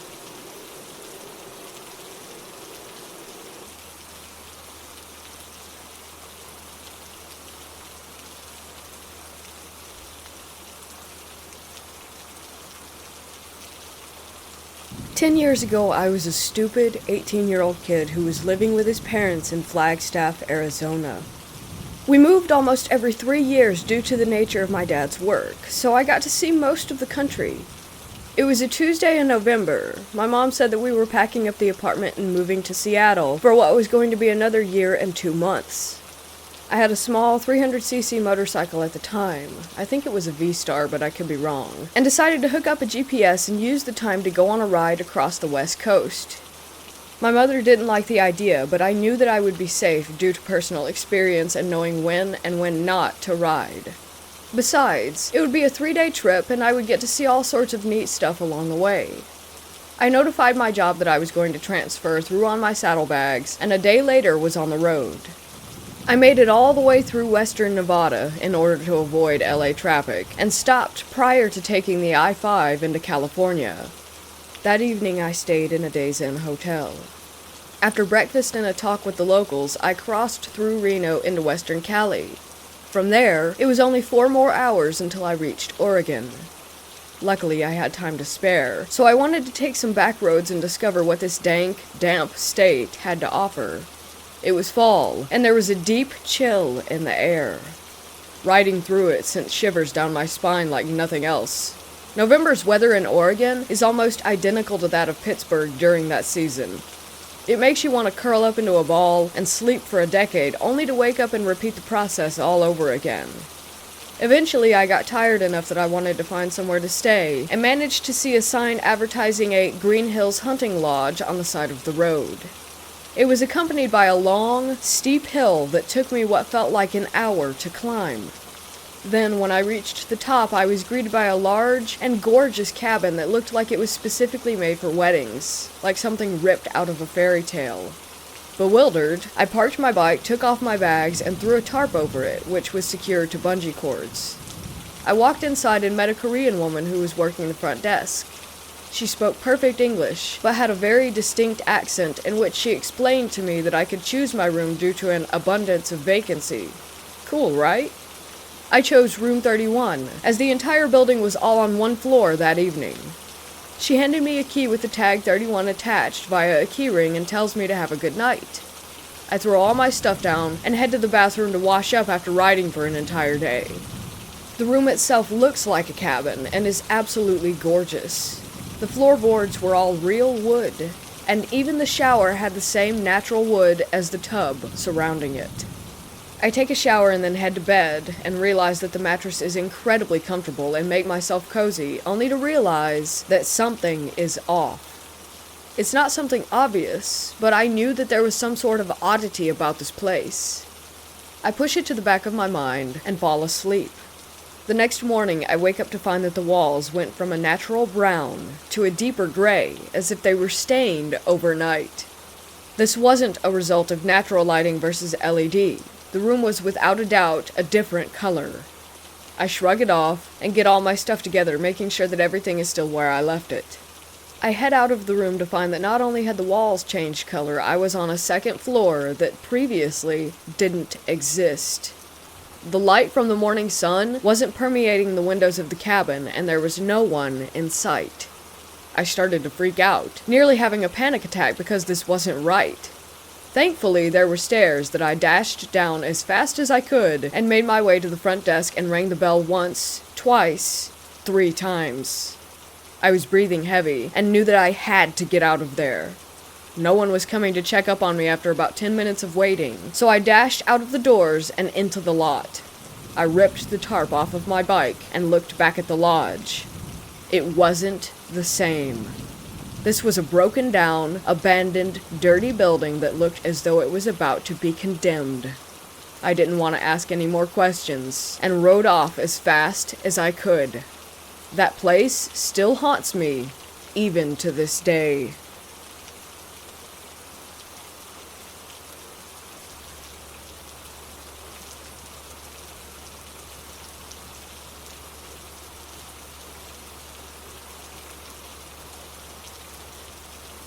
Myself, my younger cousin, and a couple of friends stayed recently at one of the most haunted places in Texas and America.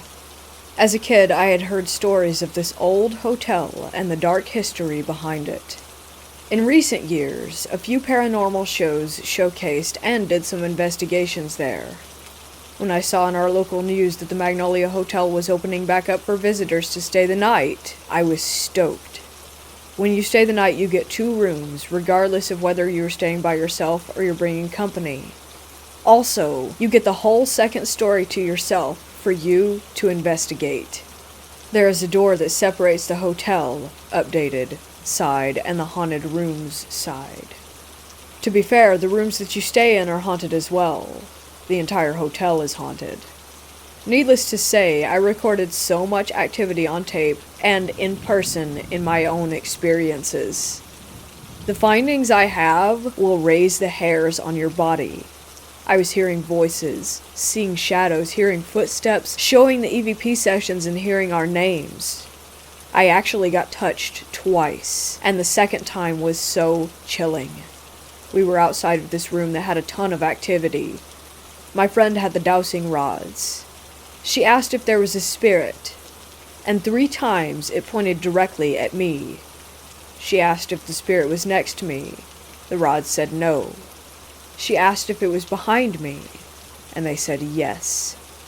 At that moment, I felt someone grab my right shoulder and slowly move their hand down my back. I got cold chills and felt tingling and numbing for a good few minutes. I am planning to go back very soon. I am a sensitive. I attract ghosts, and I go ghost hunting quite a bit. I have other experiences from several places that are extremely haunted here in Texas and in other states as well.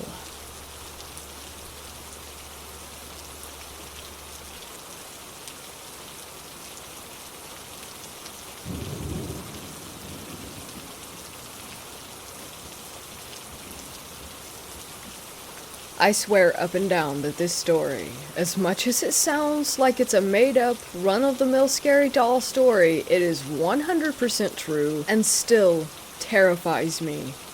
When I was a kid, I would spend a lot of time in Texas with my brother and stepmom, mainly just my brother and stepmom because my dad was in the military, and would frequently go on long trips leaving us alone in whatever house that we happened to be living at the time. When I was about 5, we moved to a very large, old Victorian house. It had 3 stories, not including the attic and the basement, lots of rooms, and as a little kid I found it was very fun to explore. In the attic, there was a ton of old junk that the owner of the house was storing while we were renting it, including a huge collection of beautiful, handcrafted porcelain dolls. There were hundreds of them lined up neatly on the back wall in a glass case, standing on their little stands like an army ready for command, and as a little girl who loved ribbons and bows and anything girly, I was entranced. One doll in particular stood out to me. It had beautiful red hair. It was a green-eyed doll in a blue silk dress with a matching ribbon. I begged my dad to let me play with her. I felt like I needed to hold and love her and have tea parties with her. He of course refused, saying that the dolls were worth more than I could imagine and that he wanted his deposit back when we moved. He kept the door locked for good measure after catching me more than once staring in awe at the doll. A month went by and I had all but forgotten about her, choosing to simply explore the house and play in my basement room with my Barbies.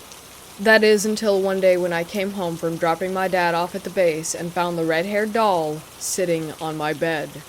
I was ecstatic, thinking that my dad had given me the doll and left it as a surprise, so I proceeded to play with the doll every second of every day until my dad came home. As soon as my dad saw the doll, he flipped out and yelled at me, spanked me, and took the doll away to lock back up in the basement, and only got more aggravated when he discovered that the attic door was still locked, and he was the only one to have the key. He couldn't figure out how I could have possibly picked the lock, and re-picked the lock, to lock it back. His solution was that I had somehow convinced my brother to do it for me. Another month went by and my dad installed another lock on the attic, warning me and my brother what would happen if he found out that we had been in there again while he was gone. That very night, when we returned home, the doll sat on my bed again, leaving me wary of its presence. Something that had once made me so happy now made me cautious and anxious. I told my stepmom, who immediately became angry and slapped me, and then my brother, and tried to return the doll, only to find the attic door, once again, locked. She tore the house apart trying to find the keys that she was positive we had hidden until giving up and locking the doll in her room. The night my dad came home, I was terrified. He wouldn't speak to me or my brother at all. He only gave a short speech about how we needed to go to our rooms and not come out. The next trip he made, we didn't see him off to the base. We sat in our rooms and had a quiet evening alone. I spent the night sulking and trying to figure out how the doll had gotten back into my room.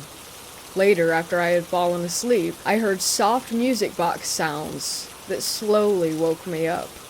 I felt something near my feet, and thinking it was my cat curled up, I reached down, only to find, instead of fur, a handful of hair. I turned on my light and screamed.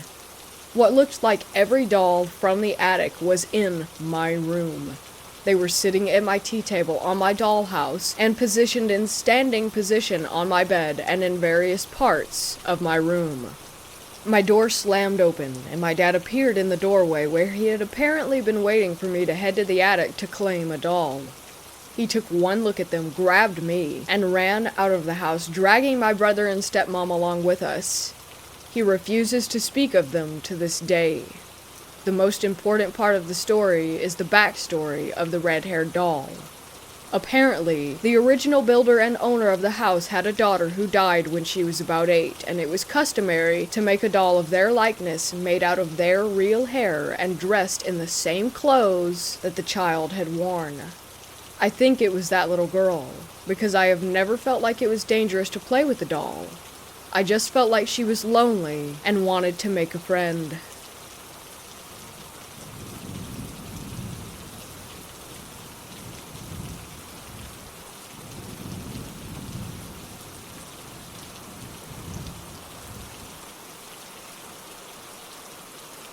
The house my grandparents owned when I was younger had a lady in the basement.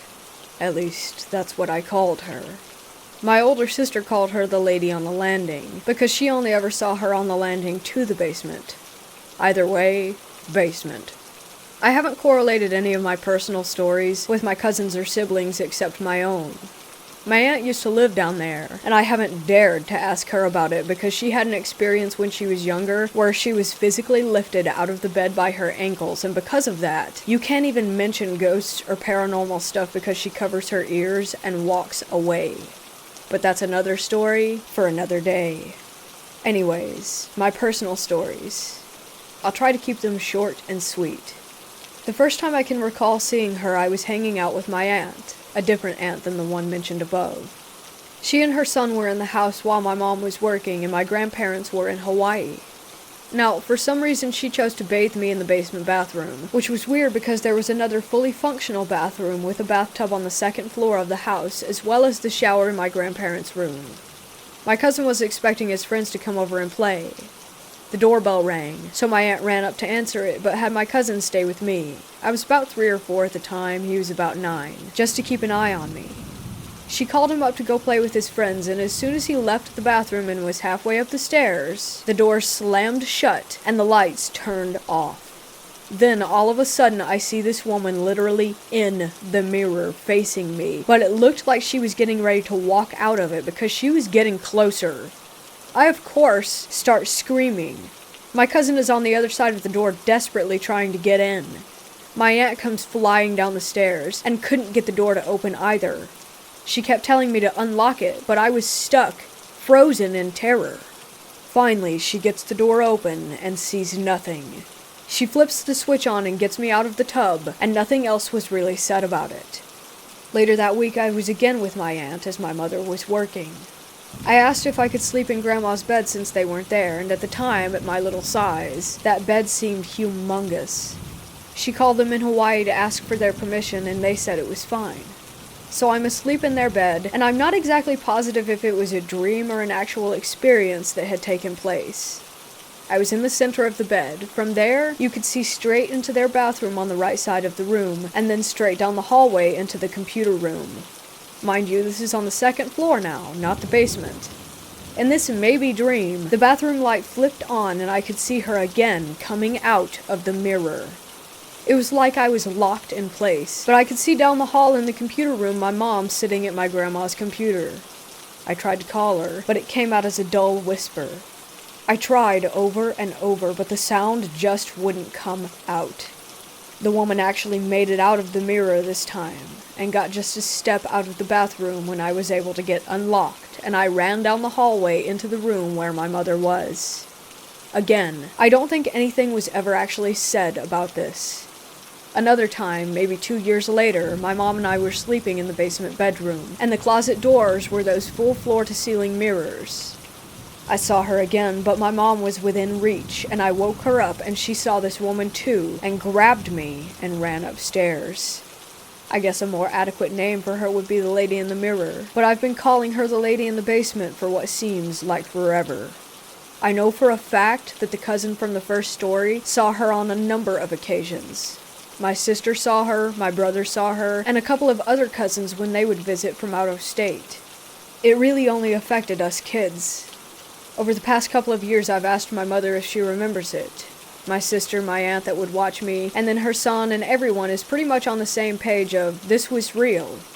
My mother's theory is that she was a family member from the past that just stuck with the family, and she didn't mean to be scary, she just was, because we weren't used to seeing that sort of thing. I asked my grandpa about it last week over text if he recalls me ever saying anything to him about her, and he replied, no, and I'd prefer it if you didn't. Now, here's the kicker. My grandma passed in December of 2018. I had not seen the lady in the basement since that particular house. They moved houses, hell, even moved states, and I never saw her in any of the other houses. Not once. But after my grandma died, I saw her in the house that I was living in that wasn't even close to the original house where I first saw her. Now I'm wondering if my mom's theory on her being a relative that passed and just was attached to us is even true, and that when my grandma passed, she followed her, but made her rounds to say bye?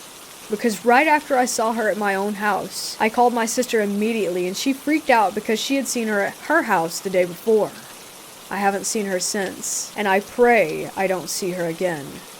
Half of me wants to write a letter to the new owners of that house from my childhood and ask them if they have seen her as well.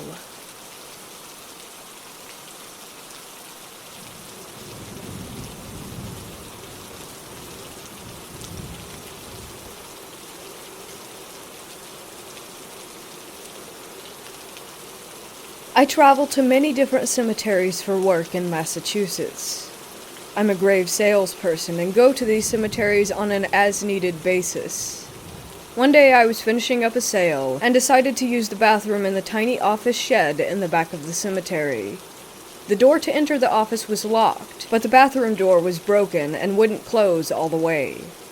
I didn't care that the bathroom door wouldn't really close because no one was coming into the office anyway.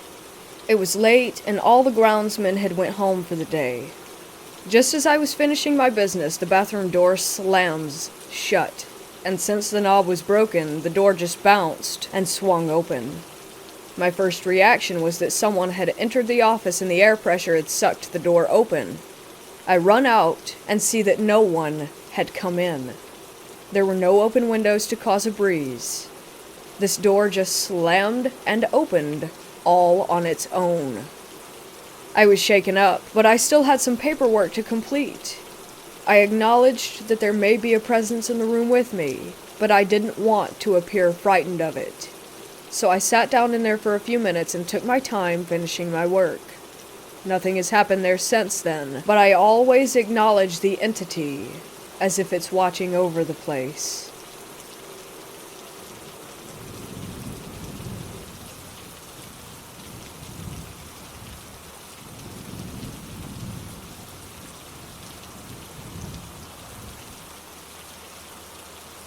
For a little backstory, my partner and I have been dating for about 1.5 years. This February, I was given tickets as a birthday gift to finally visit him, as I'm in Scotland. Experience 1. I spent the middle of February over in Arizona visiting my partner. While we're both interested in the paranormal, I believe in it all, having had multiple experiences, whereas he tends to just humor me, not believing in it much himself. He's never mentioned anything odd happening in his apartment, but I saw, heard, and felt small things the first couple of days that I was there. One morning in particular at around 4 a.m. I was on the sofa playing on my phone. jet lag, when I looked up and saw a figure standing over him as he slept. It was similar to a shadow person phenomenon, just a dark humanoid shape, but it felt nasty. When I saw it, it turned, almost as if it was startled to see someone else in the room. Never mind, someone who could also see it. It did sort of a double take and then disappeared, but the energy in the room felt off. I performed a cleansing ritual that I've come to rely on when negative energies are bothering me. For the remainder of my trip, the apartment felt light and airy, with the exception of later that day when I was taking a nap and felt what I thought was my partner standing over me watching me sleep. I opened my eyes and felt the negative presence over me, as though trying to work out who I was and why I was there. It was then told in very clear terms that it wasn't welcome, whether I was there or not, and it cleared out. No more issues, so that was fine. Experience 2. My partner's friends, another couple, really helped in making me feel welcome, and the 4 of us went out on road trips a couple of times, once to Jerome and another to a recreational spot by a lake.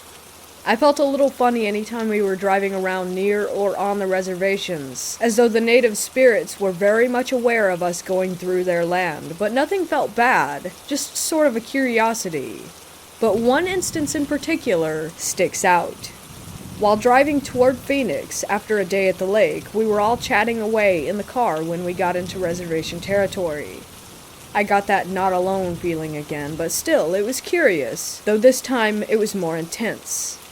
There was a lull in the conversation, and I was just admiring the landscape as the sun was going down, when in the middle of the center embankment on the road, there was a figure that suddenly appeared out of nowhere. I know it was male, and I know that he was a Native American. Nothing felt wrong, but when I asked if anyone else had seen him, they all said no, despite the fact that, as far as I was concerned, you couldn't miss him. He was old, tall, and completely white. His clothes, hair, everything, with an aura of hazy light around him, simply standing and watching over the road. I don't know who he was, but it felt like he was watching over the people traveling through his land. It was comforting.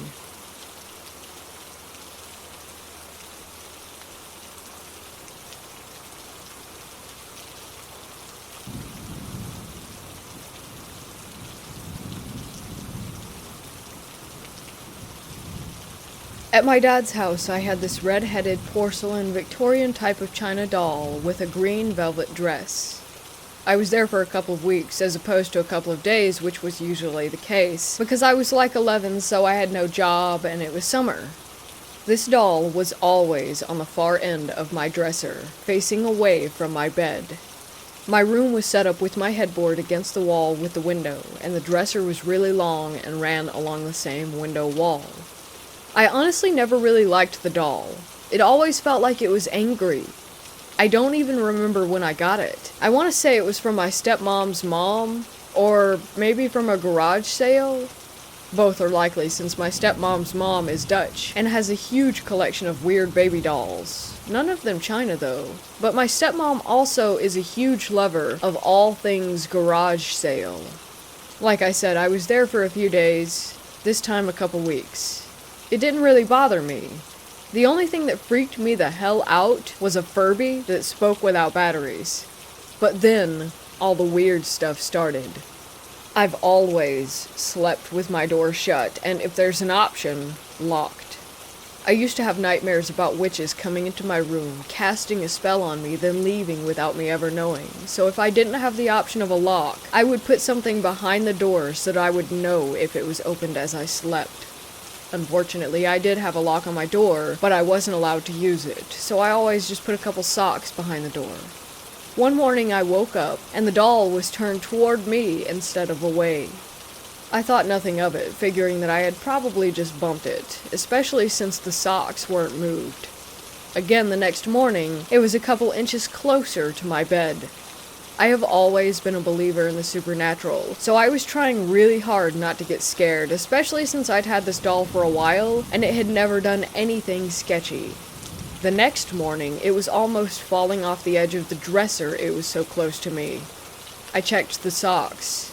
They hadn't been moved, so no one had come into my room. I threw her into a pile of clothes face down in my closet. The next morning I checked the socks.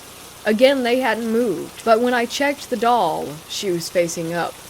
Needless to say, it creeped me right the hell out. So, being the lovely older sister that I was, I gave it to my little sister, who would have been about 4 at the time.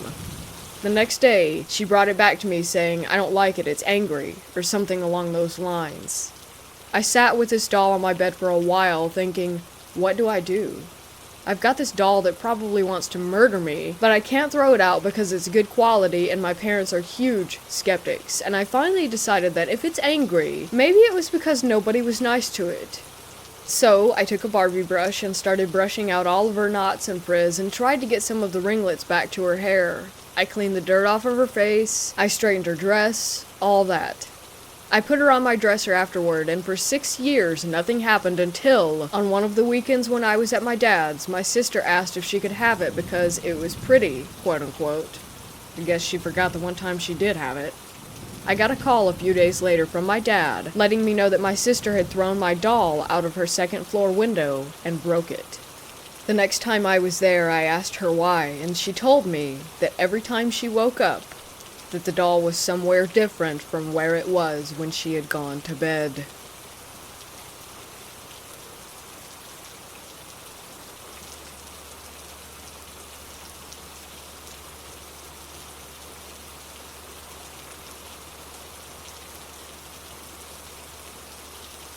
I work at the front desk of a hotel, and within the last 6 months, we had a guest that passed away in one of our rooms.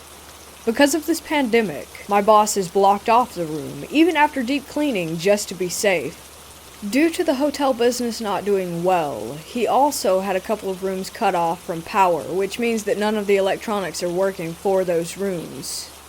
Now, our hotel has 2 phones up at the front, one for external calls and the other specifically for internal lines, which are only connected to the phones in each guest room. I was having a quiet day during my shift alone. Business isn't running as normal, and all the housekeepers had left for the day, and the only staff there was the maintenance guy and I.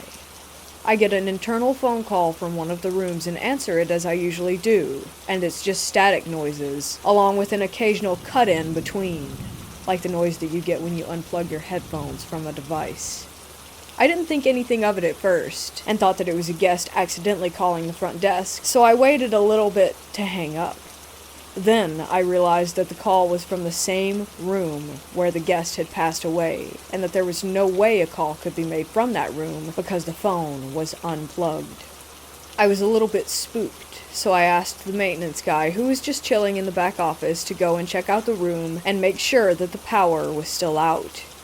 He comes back and sure enough the phone is still unplugged, and he even took a picture of it. He also has a log of what rooms have power, electronics, etc. We even checked the lobby cameras to make sure that no one had gone into the rooms, and there was nothing. No housekeepers went in or out of the room at all within the past week. Just as we were done checking the camera footage, I received another call from that same exact room.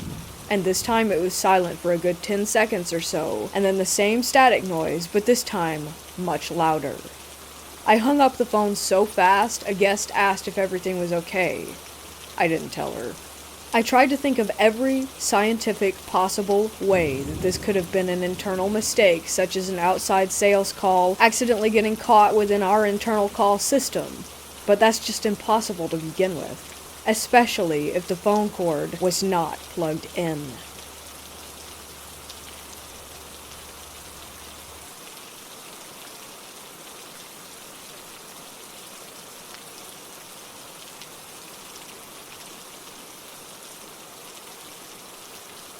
This story happened in the early 1930s.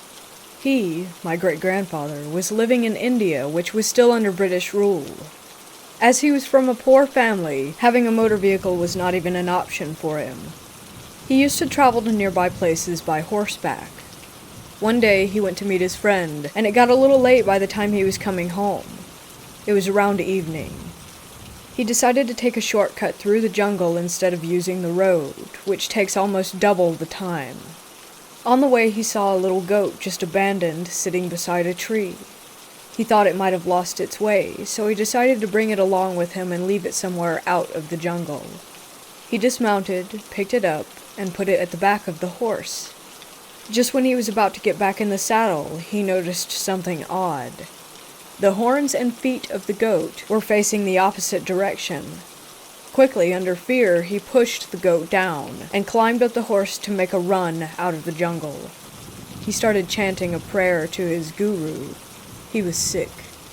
Just as the horse started moving, he heard a female voice from behind. "Your prayer saved you today, but I don't know how you'll get away next time." As he turned back, he saw a woman standing there instead of the goat, just staring at him, her eyes wide open. This is a true story, so it creeps me out even though jungles like those don't exist in the modern world. This incident was really scary.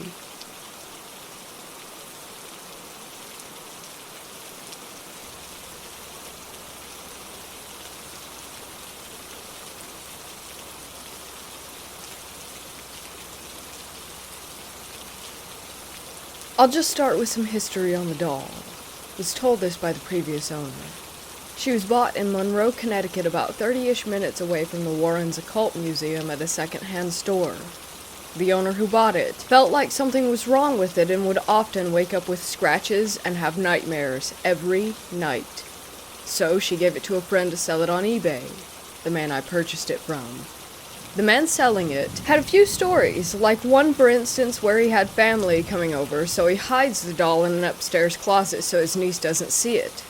The family slept downstairs, and the niece woke up at 3 a.m. crying from a nightmare, and she described the doll he had upstairs. But she never went upstairs and had never seen the doll in person, didn't even know it was there.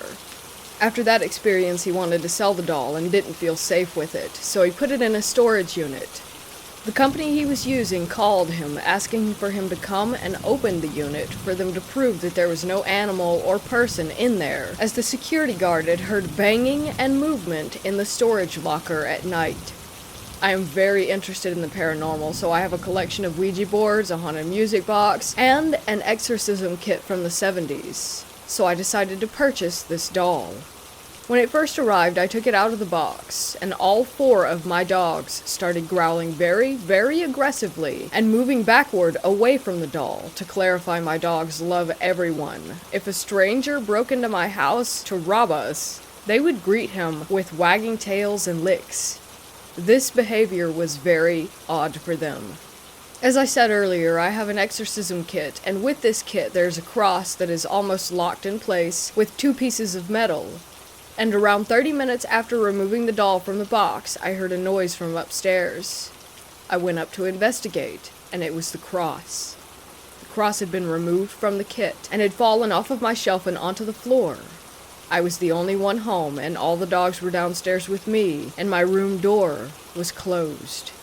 Ever since this experience, my family has been scared of the doll, so I put the doll back into the box, and sealed it with salt, and put it in the garage of my old house.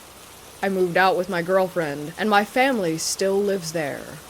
I unfortunately forgot about it as I was packing in a hurry.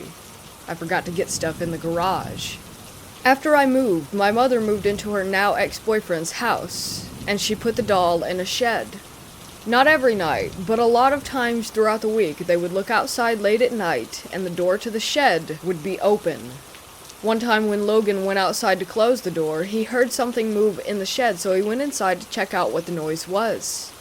When he was inside, he couldn't find anything that could have possibly made the noise, but he said he felt uncomfortable and cold, so he quickly went to leave, and just as he did, 4 truck tires that were sitting on a shelf fell right on top of where he had just been standing.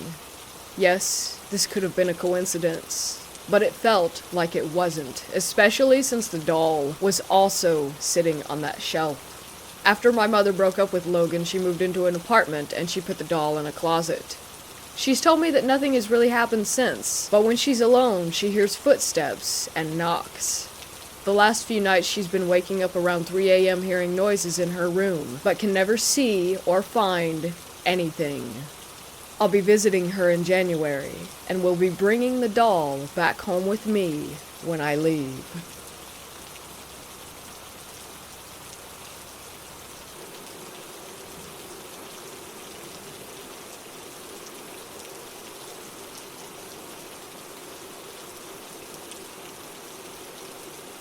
This was a pretty surreal experience for me, and the few people that I've told agreed that perhaps someone was watching over me and warning me. A couple of years ago, I lived in a place close to the sea. At night, I used to take my dog down through the town center to the seafront for a nice walk. I eventually discovered that there was a small graveyard with gates on either side which I could cut through. I kind of like walking through graveyards, especially at night, because it is creepy in a very cool kind of way. I did this quite a lot, and never once felt afraid. However, one night I was walking up to the gates, and I felt the strongest feeling of dread. No reason for it. Nothing was different. But it was like something was screaming at me to not go through. Do not walk through the graveyard tonight. I didn't. I turned around and went the other way. It was such a bizarre sensation, given that before I had walked there plenty of times without meeting anyone, with nothing happening. I genuinely believe that if I had ignored that and walked on through, something would have happened. Who knows what, or what was lurking there that night. I never went that way again. Some people have told me that I had a guardian angel who was warning me of the danger.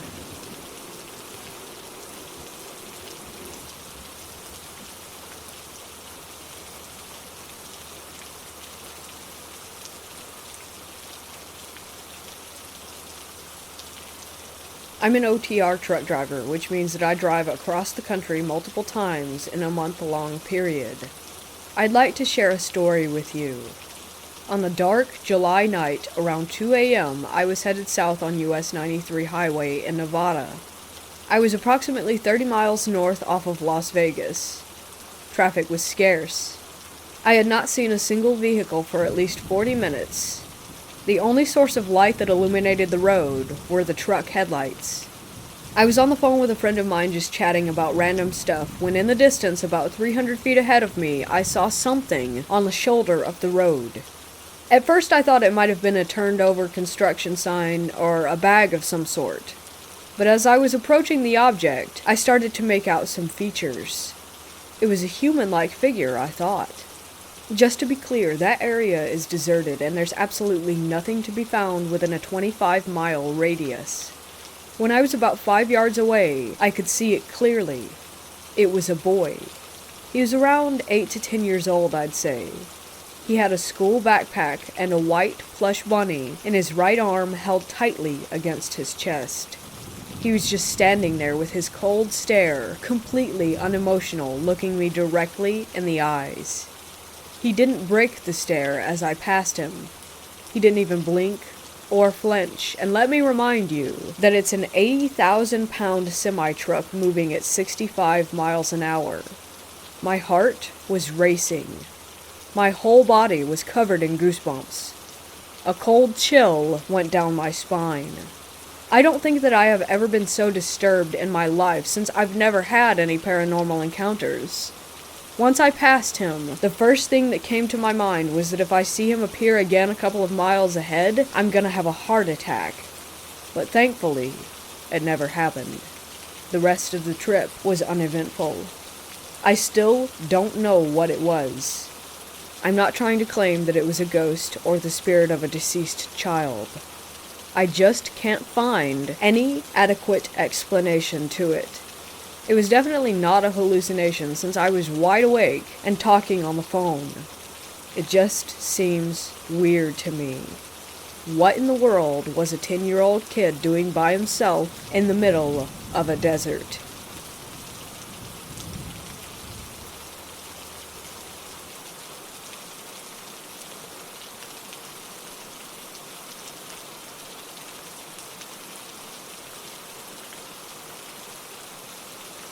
I was at Fort Sill for basic training. Every night we took turns doing the fire guard. It's basically where 2 soldiers rotate every hour to watch the door and make sure that everyone stays in bed. There were 4 barracks bays. Ours, the female bay, was upstairs and across the hall from a male bay, but we used separate stairwells. So us females and drill sergeants were the only ones using this center stairwell. The drill sergeants would come up to check on us periodically. The doors were heavy and loud. We could clearly hear when they went into the bay across the hall. Every now and then, we would hear footsteps come all the way up the stairs and stop. Neither of the doors would be open, and we'd never hear them go back down. We even heard objects rolling down the stairs. You could hear them hitting every individual step as they went down. It was so scary. After lights out, everyone had to stay in bed. We had to let the fire guard know if we were going to be getting up to go to the bathroom, and no showering was allowed after that time. There were times that we would hear people talking in the bathroom in the middle of the night, and sometimes we would hear the showers going. We would go to look because we would all get in trouble if someone was up making noise, but no one was ever in there. I should also mention that the lights are motion sensed. So we would walk in and the lights would turn on, meaning that a physical person hadn't been walking around in there for at least a few minutes. Our beds were all in rows and lined up. One night we all got woken up by a scream right next to our row of beds. All of us sat up at the same time, freaked out, and looked at each other. We couldn't figure out where it came from. This was in 2019 at Fort Pickett during our annual summer training. We were in the field, which is basically like camping in tents. There was a large, open field where the medical tent was, and then our personal tents were back in the tree line. There were a few nights where people were woken up by something shaking their tents, whispering their names, or vivid nightmares. Some even saw figures standing outside their tents. Some people had dreams that they were woken up only to be in another dream. I was with another sergeant in a 2-person tent far off to the edge of the group. One night, I heard footsteps all around our tent, almost circling it. It was as if a whole platoon was walking past us very slowly. But our medical area was so far away from all of the other training areas, and as far as I knew, no one was out training at 2 a.m. Period. This last one happened at Fort Indian Town Gap. My ex used to tell me while he was sleeping that he saw a man or figure standing next to the bed or in the corners of the room. He often saw a man with a mustache, specifically. I don't know who that could have been, but anyway, fast forward to another annual training and we had some free time one day, so most of us decided to go back and take a nap in the barracks. The girl in the bunk next to me was asleep for about an hour when she woke up and asked me if she had been screaming. I said, "No, you didn't say anything the whole time, you were just asleep." She said that she had just had sleep paralysis and thought that she was awake. In her awake dream, she was in the same barracks with all of us, but we were all staring at her. But the thing that got me, she said that there was a man with a mustache standing next to my bunk. He was bent over and was the only person looking at me instead of her. She's a complete skeptic, and I had never told her about what my ex saw.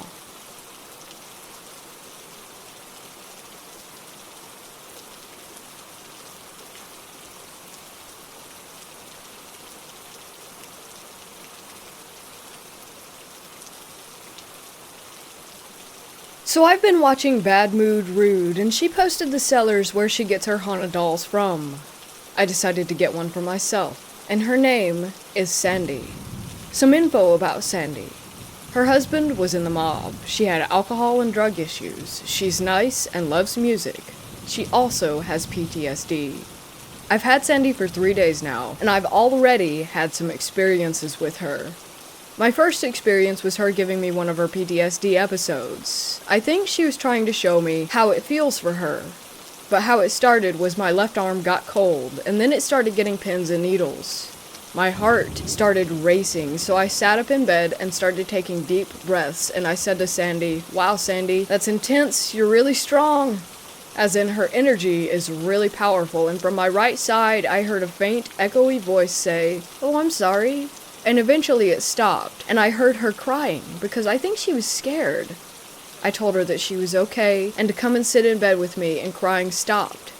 To add, Sandy used to have fights with her husband a lot, and when this happened, my roommates, they're a couple, were having a fight.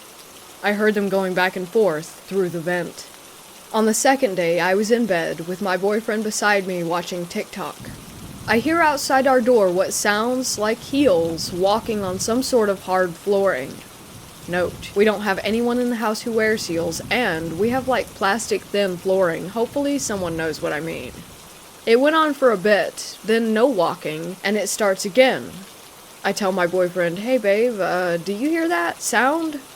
Ironically, our other roommate in the room beside us walks out to go to the washroom at the same time as I heard the heels tapping, so my boyfriend thought I was just crazy and said that it was our roommate, even though he's a dude and very much doesn't wear heels.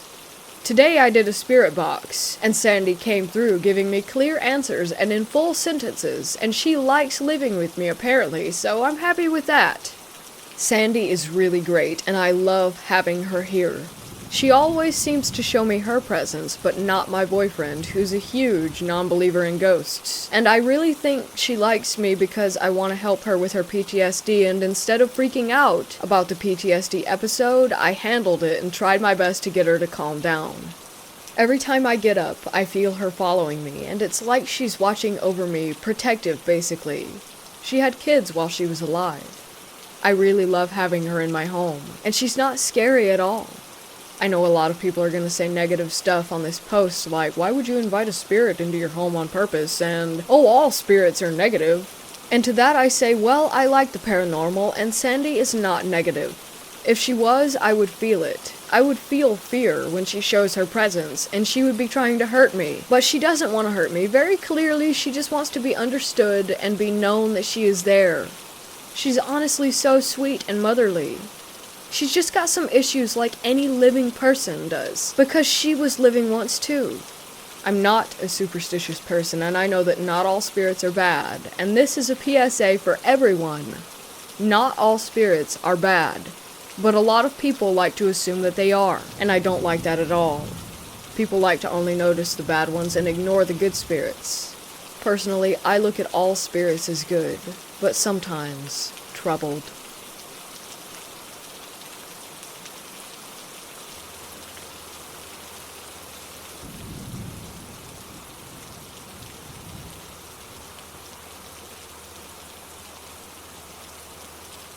A few years ago, a friend and I took a road trip across country.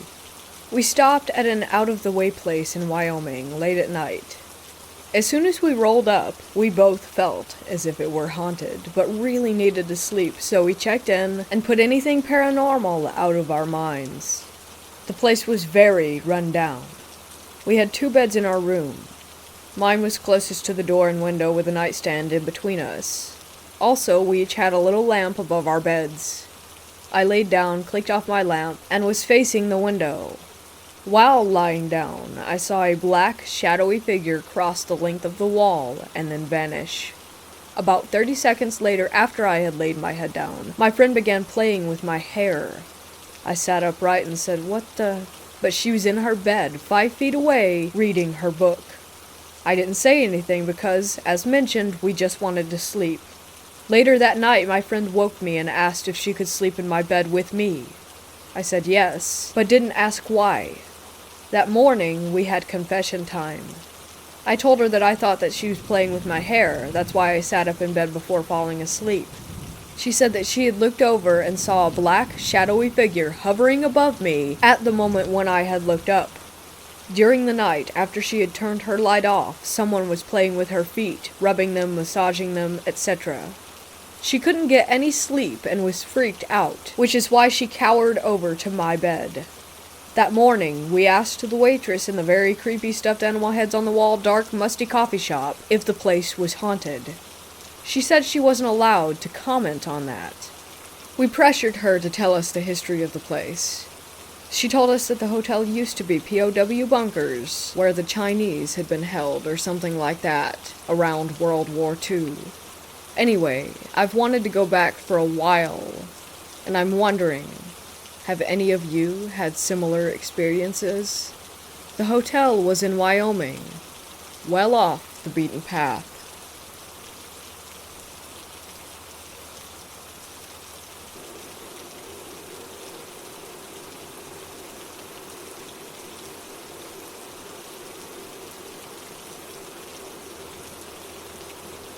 When I was about 4, I went to the local cemetery with my aunt. She went there often to take pictures because there were some pretty spots there. She was taking photos of my cousins and I ran off, and when they realized I was missing, they yelled for me. I came back and they asked where I had been, and I said that I had been playing with my friend Angel, and that I would take them to her grave. I did, and even though I couldn't read, I told them details about her that I wouldn't have known unless I had been able to read her headstone. Since then I've looked into the girl and found out that she's the sister of some people around my age, who I know in my town. She was 4 when she died. I still look for her headstone every time I go to the cemetery, even today.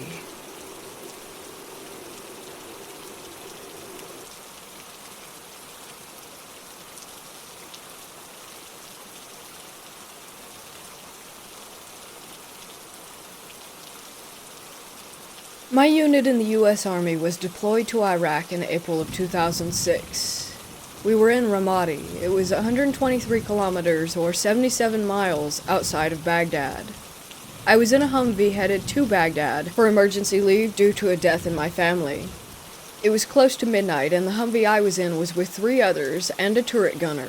The 2 other Humvees had the same 5 total people, 1 in front, 1 in back. I was without a weapon due to my leave. The Humvee in front stopped hard.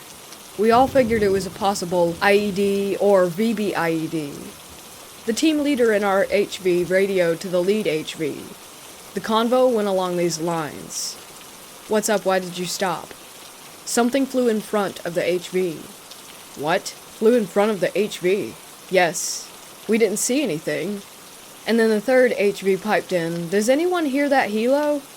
HV1 replied, "Yes." HV2, our HV, "Yes, but I don't see it." Just then, in the desert off the highway, was a black figure. It looked like a huge bird.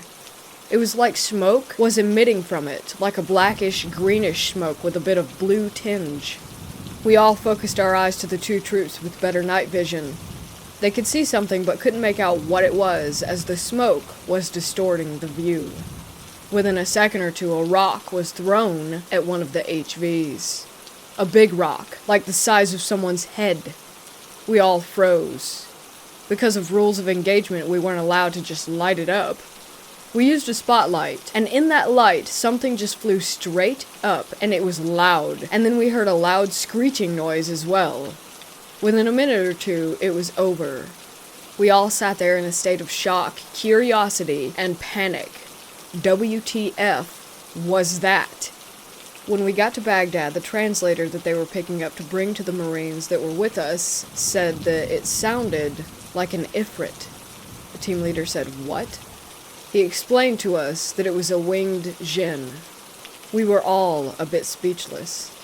We chose not to disclose to our command the winged thing, as battle fatigue, now known as PTSD, was a career killer at this juncture. It's been 13 years since this happened, and I met my now husband in 2015, and he had also been deployed to Ramadi with my sister unit at the time, and he had went through this particular stretch of highway on his mid-deployment leave.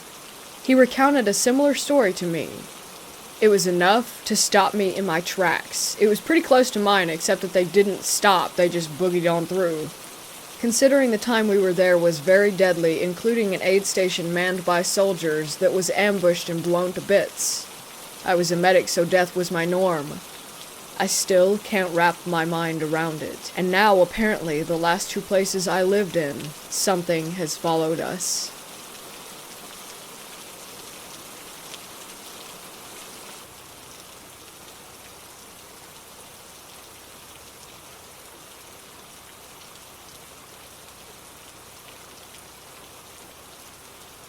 I've always loved the paranormal.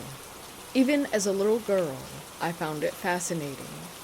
I've had a few encounters in the past, and my house is also haunted. But on to the first paranormal experience that I ever had.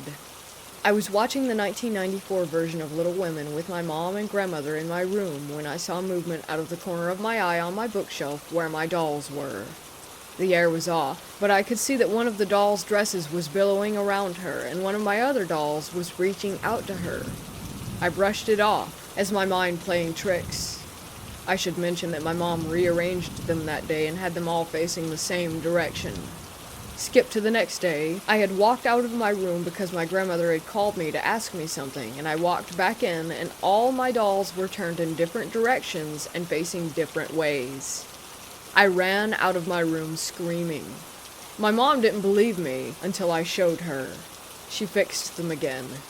My room had always been off, and I had obtained more dolls from a family friend a few years later, and this is when things really got weird. I have 2 musical dolls, and they would go off randomly sometimes.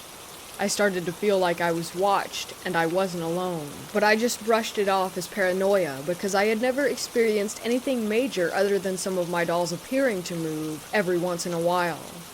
Skip again to college. After years of dealing with minimal doll movement, something changed. I was in my room one night, and I felt something breathe down my neck. And it scared me so much that I didn't sleep in my room that night. My parents divorced when I was 15, and my dad was dating this girl who loved the paranormal and was also a medium. I asked her when she came over to check out and cleanse my room. The moment she stepped in there, she looked at me and asked if there was a doll in my closet. My heart sank because a family friend had given me a porcelain baby doll that was practically life-size. But it had no eyes. That was the one in my closet, and she confirmed that it was the one that she was getting negative vibes from. She prayed over my room, saged it, and I still have the rose quartz in my room that she gave me. I got rid of the majority of my dolls, and I don't feel anything in there anymore. This is just one of many experiences I've had and thought I would share. I still constantly check my bookshelf just to make sure, and it's been almost 2 years since I got rid of my haunted dolls, but I don't think I'll ever forget.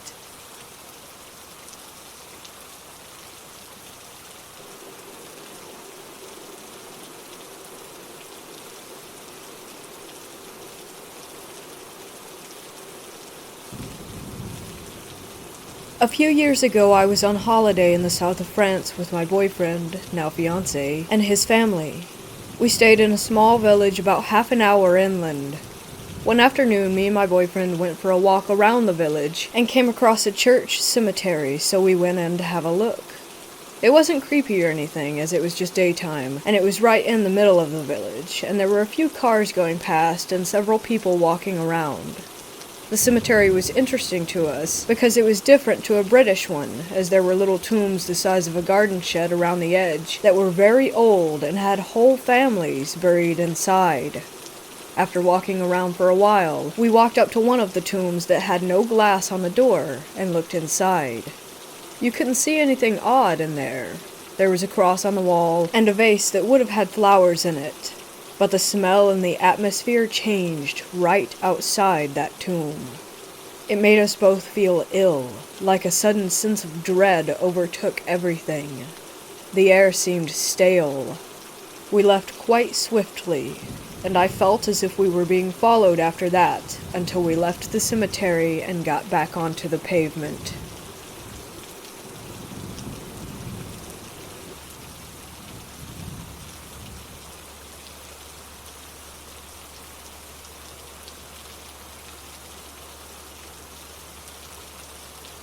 I've had a few unexplained experiences over the decades, but the Gold Hill Hotel is my favorite spooky tale.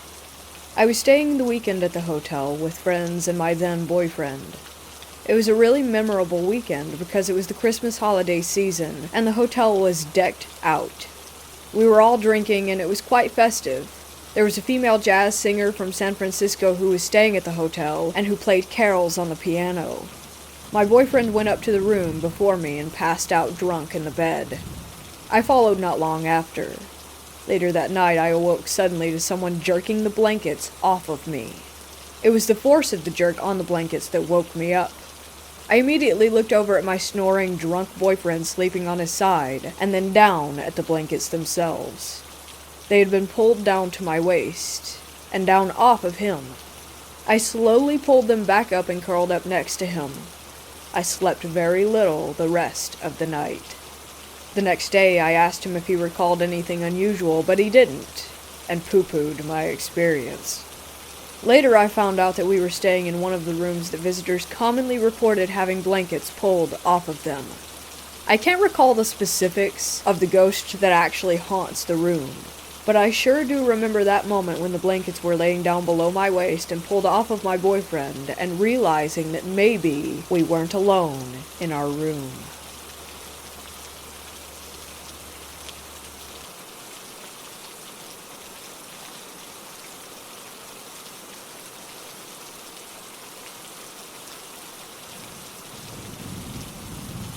My family on my dad's side have many stories of witches.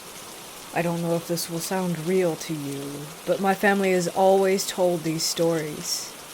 My uncles, dad, and grandpa all have a story related to a witch encounter. Some of my aunts as well, and grandma. I believe them, and am here to share their stories. My dad's family come from a small ranch in Mexico. The ranch is really huge, so huge that basically all of my family lives there. Usually if you live there, you're related, but there's probably only 4 or 5 other families that aren't related to us. Once my uncles were getting ready for a party. They were young at the time, maybe early 20s. The party they were going to was at another ranch. My uncles used to party a lot. Sometimes they would come back very late. Actually, that was usually the case. They got ready and started heading out. It was very dark, but they didn't care. They got to the party and one of my uncles, Steve, saw these 2 girls away in the corner. He saw them and said that they were very beautiful. They had light-colored hair and light skin. Being in Mexico, it was really rare to see a girl like that. Steve then elbowed my other uncle, Andrew. They then walked up to the 2 girls and started dancing. After a few dances, they headed home. They said bye to the girls and took off on their horses. They had been riding for about 30 minutes when they saw the same 2 blonde girls walking down the dirt road. They stopped, dismounted, and walked over to them. They were just wanting to see if they needed a ride home. My uncle then heard one of them laugh, and in front of his eyes, they disappeared into the darkness. They both got back on their horses and continued. They later came across another laughing sound. My uncle Steve got off of his horse and asked who was there. Yeah, it seems stupid now, but my uncle really didn't care about getting hurt. Steve then saw 2 birds. He said they were really big and as dark as the night sky, and they were laughing at him. Andrew got off of his horse and walked towards Steve at this point. Both of them looked at the laughing birds, confused. Then one of them spoke and said, "We enjoyed dancing with you boys." My uncle really didn't enjoy the fact that he had danced with a witch, so he took out his gun and started shooting at the birds. They just flew around and laughed at him more. Then he started swearing at them. They didn't appreciate it, so one of them flew down and clawed at my uncle's face. He only got a little scratch, so thankfully he was okay. The birds took off, thanking Steve for the dance still and saying his name. My uncle had never given any of the girls his name. The 2 of them grabbed their horses and went back home. That never stopped my uncles from going to parties.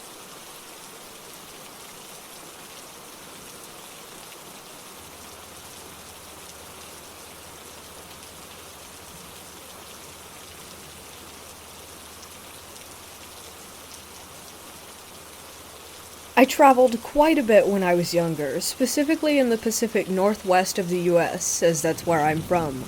Whenever my single mother, older sister, and I took a break at the various rest stops along the way, I was almost always met by an older woman, likely in her 50s, early 60s. She offered my sister and I a variety of treats, generally hot cocoa and cookies, or lemonade depending on the weather. We always took it graciously. I think my mom assumed that we always bought the things with our allowance at the little shop that's sometimes integrated into the rest stop buildings. But I always remember that woman being at a white plastic table with black legs and never charging us any money. She never spoke. She was the highlight of many trips. I always felt safe and attribute her presence with my love for road trips and rest stops in general.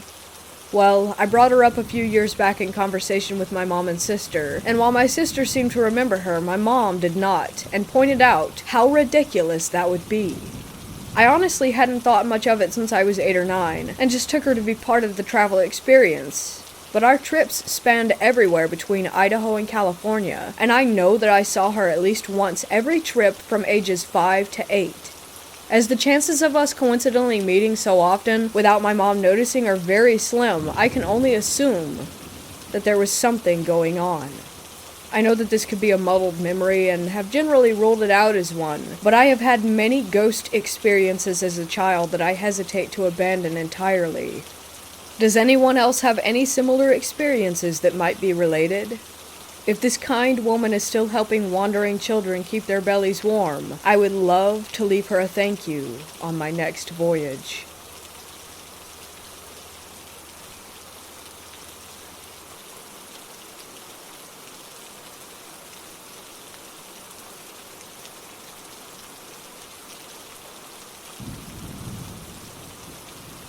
I live in the basement of my parents-in-law's house, and my wife never goes down to my room. I'm almost always in there alone. Since I've lived there, a few things have been happening that I dismissed as ventilation or something or other, such as my door slowly creeping open. Frankly, I wouldn't even have noticed something opening if it weren't for the green indicator light of something I have plugged into the wall outside my room. At night, if I have to leave my room, I exit and make an immediate left and dip into the bathroom. I can almost always sense an entity in the living area or bar area of the basement. This feeling is compounded when I exit the bathroom and my reflection appears on the wall of our sliding doors. Sometimes, I do not have a face in my reflection. I quickly re-enter my bedroom and shut and lock the door. Some nights there's a knocking from within my mattress that wakes me up, usually between 3 and 3:15 a.m. I have no way of dealing with this other than risking it and fleeing upstairs to my son's room. My son, 3, has autism and frequently says, "That's scary," over and over in the basement while looking toward the bathroom and living areas. The light switches that I have access to when leaving the room frequently cease to function right when I need them, or will flicker out almost violently as I'm on the staircase halfway up and out of the basement. I can hear rustling in the middle of the night sometimes as well, and I occasionally convince myself that it's just a mouse. Lately, this has graduated to the sound of footsteps in the ceiling in the middle of the night. Most recently, when I heard these footsteps, there was no one home but me, and I searched the house wielding a knife for an intruder to find no one home. I think that this entity is aware that I know it exists, and I interacted with it via the mirror once, and it contorted my face.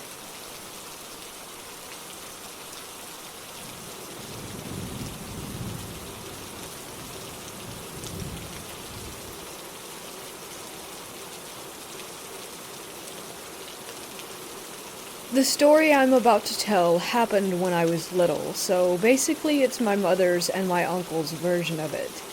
When I was 4 years old, I was really sick. I basically couldn't digest the food that I ate, so my body had no defenses. I even spent weeks in intensive care at the hospital. The thing is, nobody knew what was wrong with me. For a year, 3 different doctors were trying to figure out what was happening. They made me do a lot of tests, even for rare conditions, but they were always negative. My mom was completely desperate. In her own words, "You were gonna die before I could even figure out what was taking you away." One day, my mom was with me at my uncle's house. He's my dad's brother, and he lives with his wife and the mom of his wife, who was like a grandmother to me. So this old woman told my mom that she was beginning to think that I was possessed by a spirit. I live in a place with a lot of esoteric beliefs and traditions, especially followed by the old people. She asked my mother if she remembered going to the cemetery while she was pregnant with me. At that moment, my mother remembered that she had gone to bring flowers to her father's grave on the day of All Saints. There's a legend here that if you go to the cemetery while you're pregnant, or with a newborn baby, the spirits will try to possess it so that they can get to live again. My mom and uncle threw me into the car to take me to a church known for such cases. They said that I was screaming and crying the whole way in the back of the car. Let me get out. I don't want to go there. I didn't even know where we were going or why, since they didn't tell me anything. My uncle was driving and suddenly we hit a traffic jam. He tried to slow down the car and then he realized that the brakes weren't responding. He kept stepping on the brakes without the car responding until we were about to hit the car that was standing right in front of us. All of this happened in a matter of seconds. Then the car stopped completely, just inches away from colliding. When we were sitting still, the strangest thing of the trip happened. They both felt as if several people from the outside of the car were pushing the car, shaking it to one side and the other. I was still screaming. Long story short, we arrived to the church. I didn't want to come in, but I finally did. I was crying all the time. When we got out, I was in a much better mood. My mom bought me donuts on our way to the car. I ate one and then puked, but it was as if I had puked up something with sandy texture. Something completely dry. My uncle stopped the car and got me out in case I was going to keep getting sick. Suddenly, I did a strange sound. It was like a burp, but way too loud and deep sounding for a small 4-year-old kid.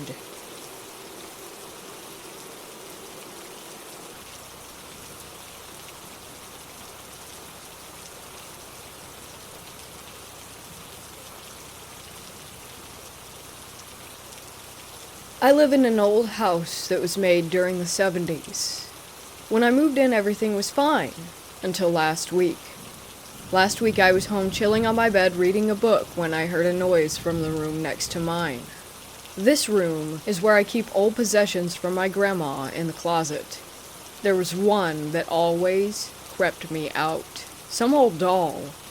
The noise sounded like a bang, like a closet door being slammed. I went into the room to check and found the closet door wide open with stuff all over the floor. That doll was sitting there. It was sitting there looking at me.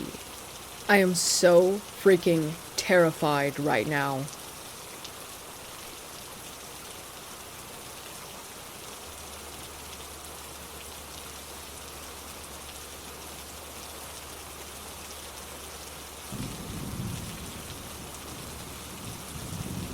This took place in the summer of 2010. I was with my family and we went down to the USA for vacation that year.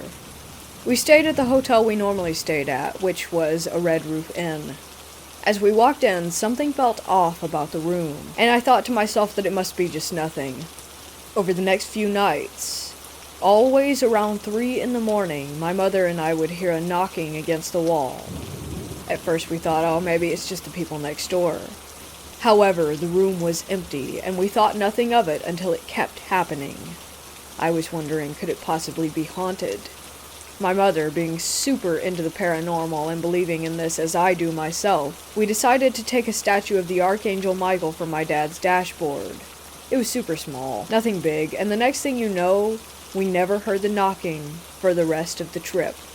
So it is possible that the room was haunted, and after doing some reading, we think that it could have been a poltergeist.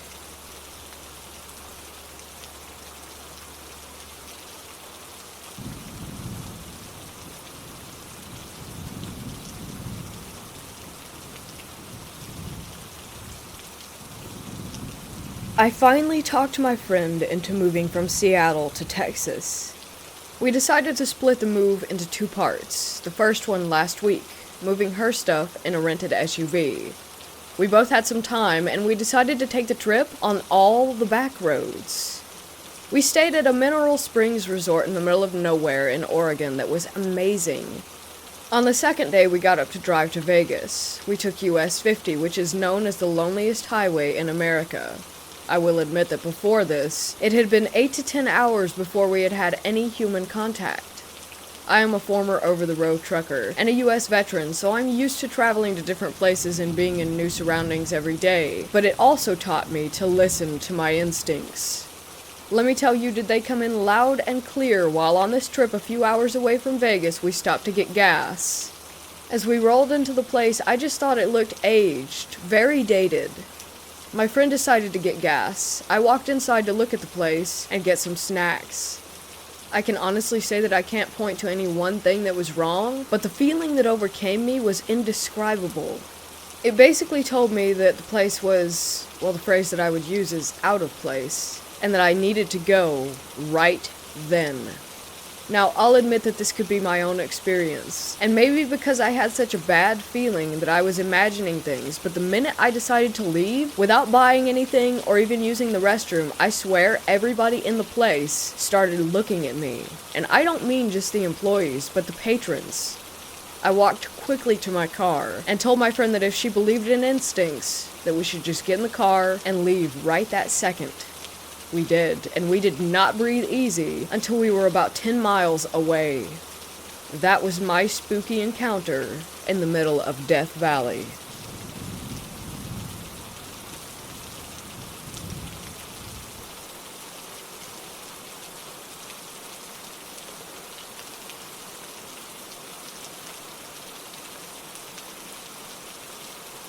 Among the many ghost stories told during lull periods of lengthy military exercises, the one that stood out the most in Singapore is probably that of the Third Door Charlie Company. In short, it was about how a third door was made to allow the spirit of a recruit who had died a gruesome and mysterious death to leave peacefully. There was even a local movie made about the incident called 2359 that you can find on YouTube. I have personally seen this third door, so there's at least some credence to the story. My story, however, happened many years later when the camp was largely unused. My company was planning to use the rifle range near the camp for our annual rifle proficiency test, which lasted several days. I was selected to be part of a very small advance party that would arrive a few days before the main body.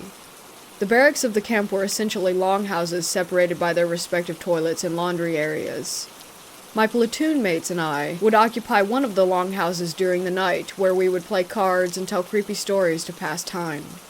It was almost midnight, and I needed to relieve myself. I had just stepped out of the barrack when I noticed that the lights of the toilet belonging to the Charlie Company had suddenly come on. The bright white light cast a clear shadow of a man onto the water point of the laundry area. I froze. There was a voice telling me to investigate, while another told me to go and grab my friends. The shadow didn't seem to budge at all during the entire time that I was observing it. Then I heard my friend calling out for me. This snapped me out of my reverie as I rushed back in and pulled my friends out to show them what I had seen. By then, however, the lights had already gone back off. My friends suggested that it was probably the range warden, which was the only logical explanation. What really puzzled me then was that my friend had called out to me because I had been gone for too long, but yet, in my mind, the whole thing only lasted for a minute or two. The next day, I quizzed the range warden about the incident, and a worried look came over his face as he explained that he was nowhere near the camp the night before. What's more perplexing was that the power to Charlie Company had been cut.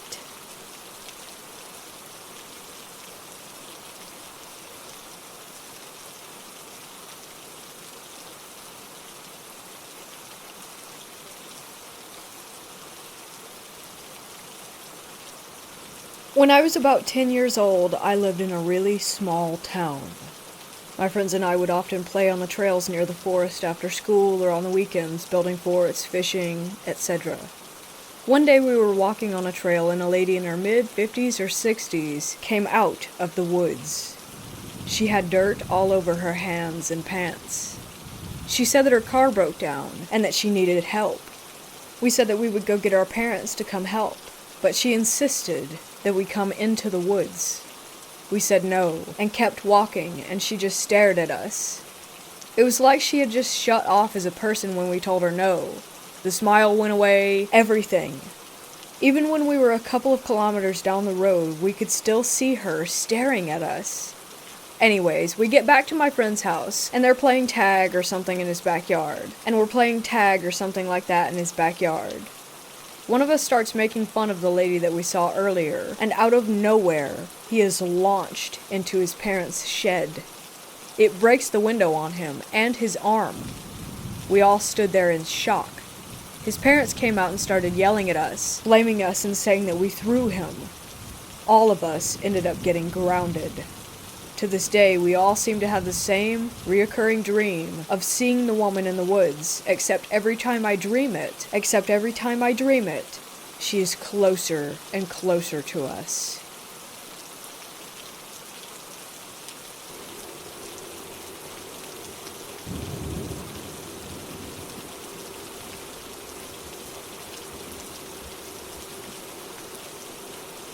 I live in Lompoc, California. I also live across the street from the cemetery. I used to hop the fence on one side of the cemetery to go to a friend's house who lived on the opposite side of it. If I went around, it would easily be a 4 to 5 block walk to her house. The keeper of the grounds who lived there called the cops on me several times, so I stopped. I also have been driving for years now, so there's no need anymore. Anyways, on one of my walks, I noticed a tree house in the cemetery off to the side. It was in a trench in a deep wooded area. There's been a few nights when I've gone and hung out inside of this tree house with a few friends. However, every time I went, I would see spirits. I was scared many times, but seeing my friends happy and enjoying themselves was what made everything worth it. Except for one night in December of 2018 when I had brought new friends with me. During this time I was going through a lot and kind of hanging out with a bad group of people, some of whom were with me that night. Like I've mentioned, I always at least see something, but usually only for a few seconds. This time, though, I saw a rather large man, kind of burly yet completely transparent. I felt him before I actually saw him, how sad and lost he was. But I could also feel how gentle that his soul was, and that he was only looking for help or just someone to understand. Since I could feel him, I started hearing footsteps breaking twigs, leaves, and such.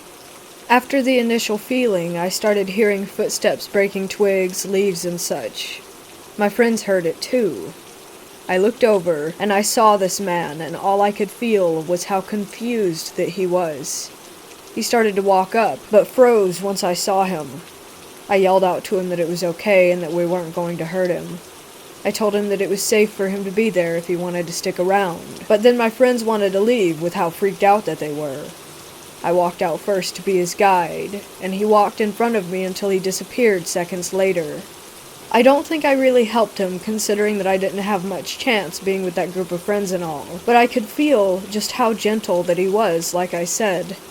Sometimes I feel that gentle presence whenever I visit the graveyard, and I think of him. Today I went, because today is also the anniversary of me losing a friend. I felt that gentle presence when I visited her grave today.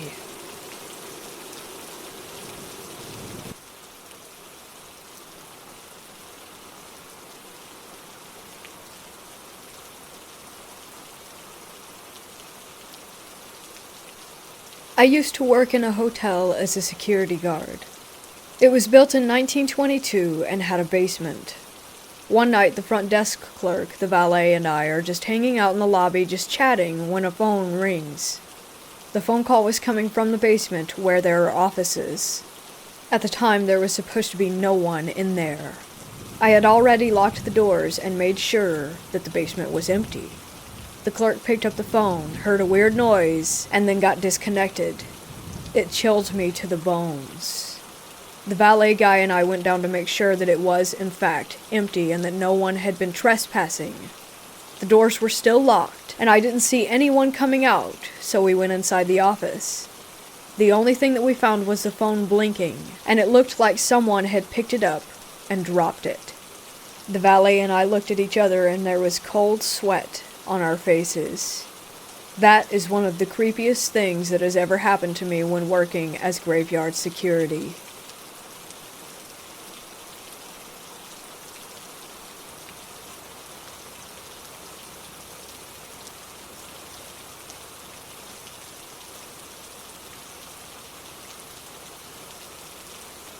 I was going to my sister's graduation in Binghamton University, and my family rented out a quote-unquote well-priced Airbnb for 2 nights. The only one that had 5 bedrooms, because extended Chinese family.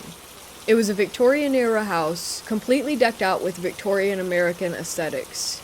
It had trinkets, paintings of serious children, photos of even more serious people. It had ornate floral wallpaper and dolls. Many dolls. We were picking out bedrooms, and no one in my family wanted the room with the creepy dolls. I'm not superstitious, and I didn't see the room, and I didn't understand the gravity of the situation, so I was like, sure, I'll take the room with the dolls. You see where this is going. As midnight approached, I got tired, even after being energized by a tiny bite of baklava and an espresso, so I was the first to go to bed. I went into the room and saw the dolls. They were locked inside a glass case, all facing the bed. I was like, okay, don't be silly. Also, you're a brave trans girl, and they're probably more afraid of you than you are of them.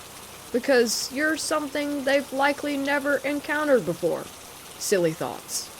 I decided to take out my pocket knife and sleep with it at the nightstand, so that I would have some protection.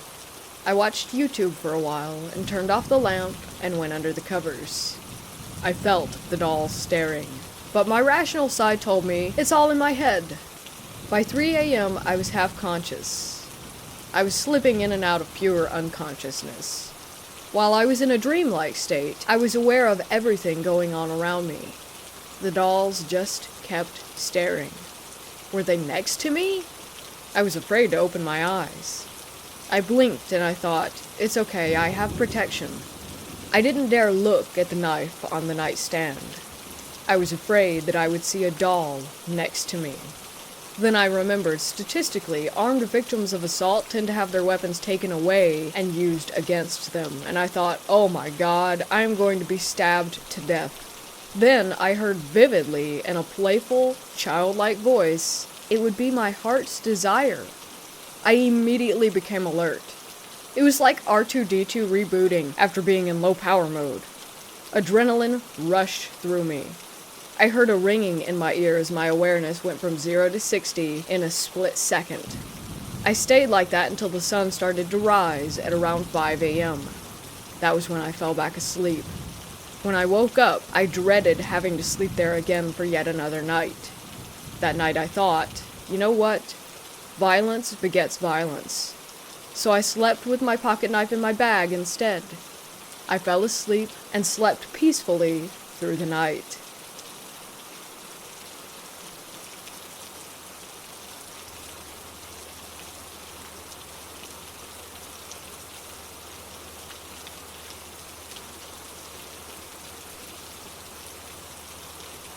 When I was a kid, I was with my family on a road trip a few hours away. We were driving down through a winding canyon, and it was dark. I was looking out my window, just staring at the dirt walls that we were passing. It was like the inside of cliffs on one side and forest on the other. Well, I was on the side of the car with the dirt hills and the cliff walls, and as we turned to go around a bend, I saw something human-shaped, which looked like it had a long, white face that resembled the Scream mask, hanging on the hillside. It happened so fast that it scared me to death nearly. I never said anything. I think it was because I wasn't sure what I had just seen, but I really don't think that it was a human being. This vivid memory is still clear as day.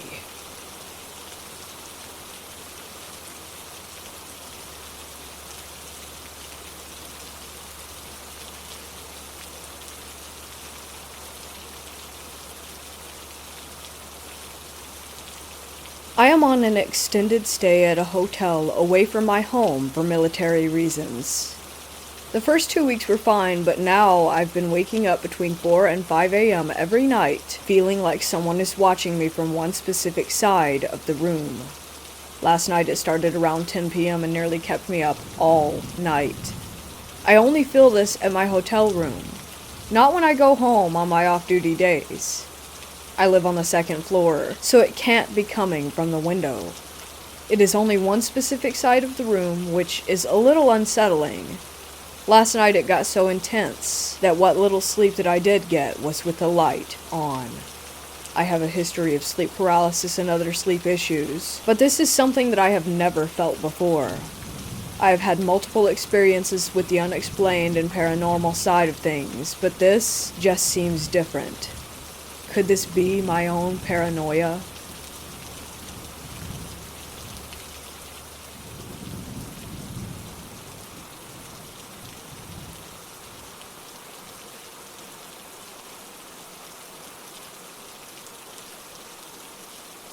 I'm in the Navy and I currently work on a base which encompasses an island called San Clemente Island.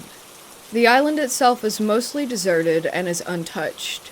But on the north side of the island is a town, for lack of better words, where the Navy and contractors live. One night I was headed down to relieve a coworker from watch. As I'm driving down the road, which is mostly pitch black, I see a figure in the street in my headlights. Naturally, I slam the brakes. I begin cussing up a storm because some idiot is walking in the middle of the road at night.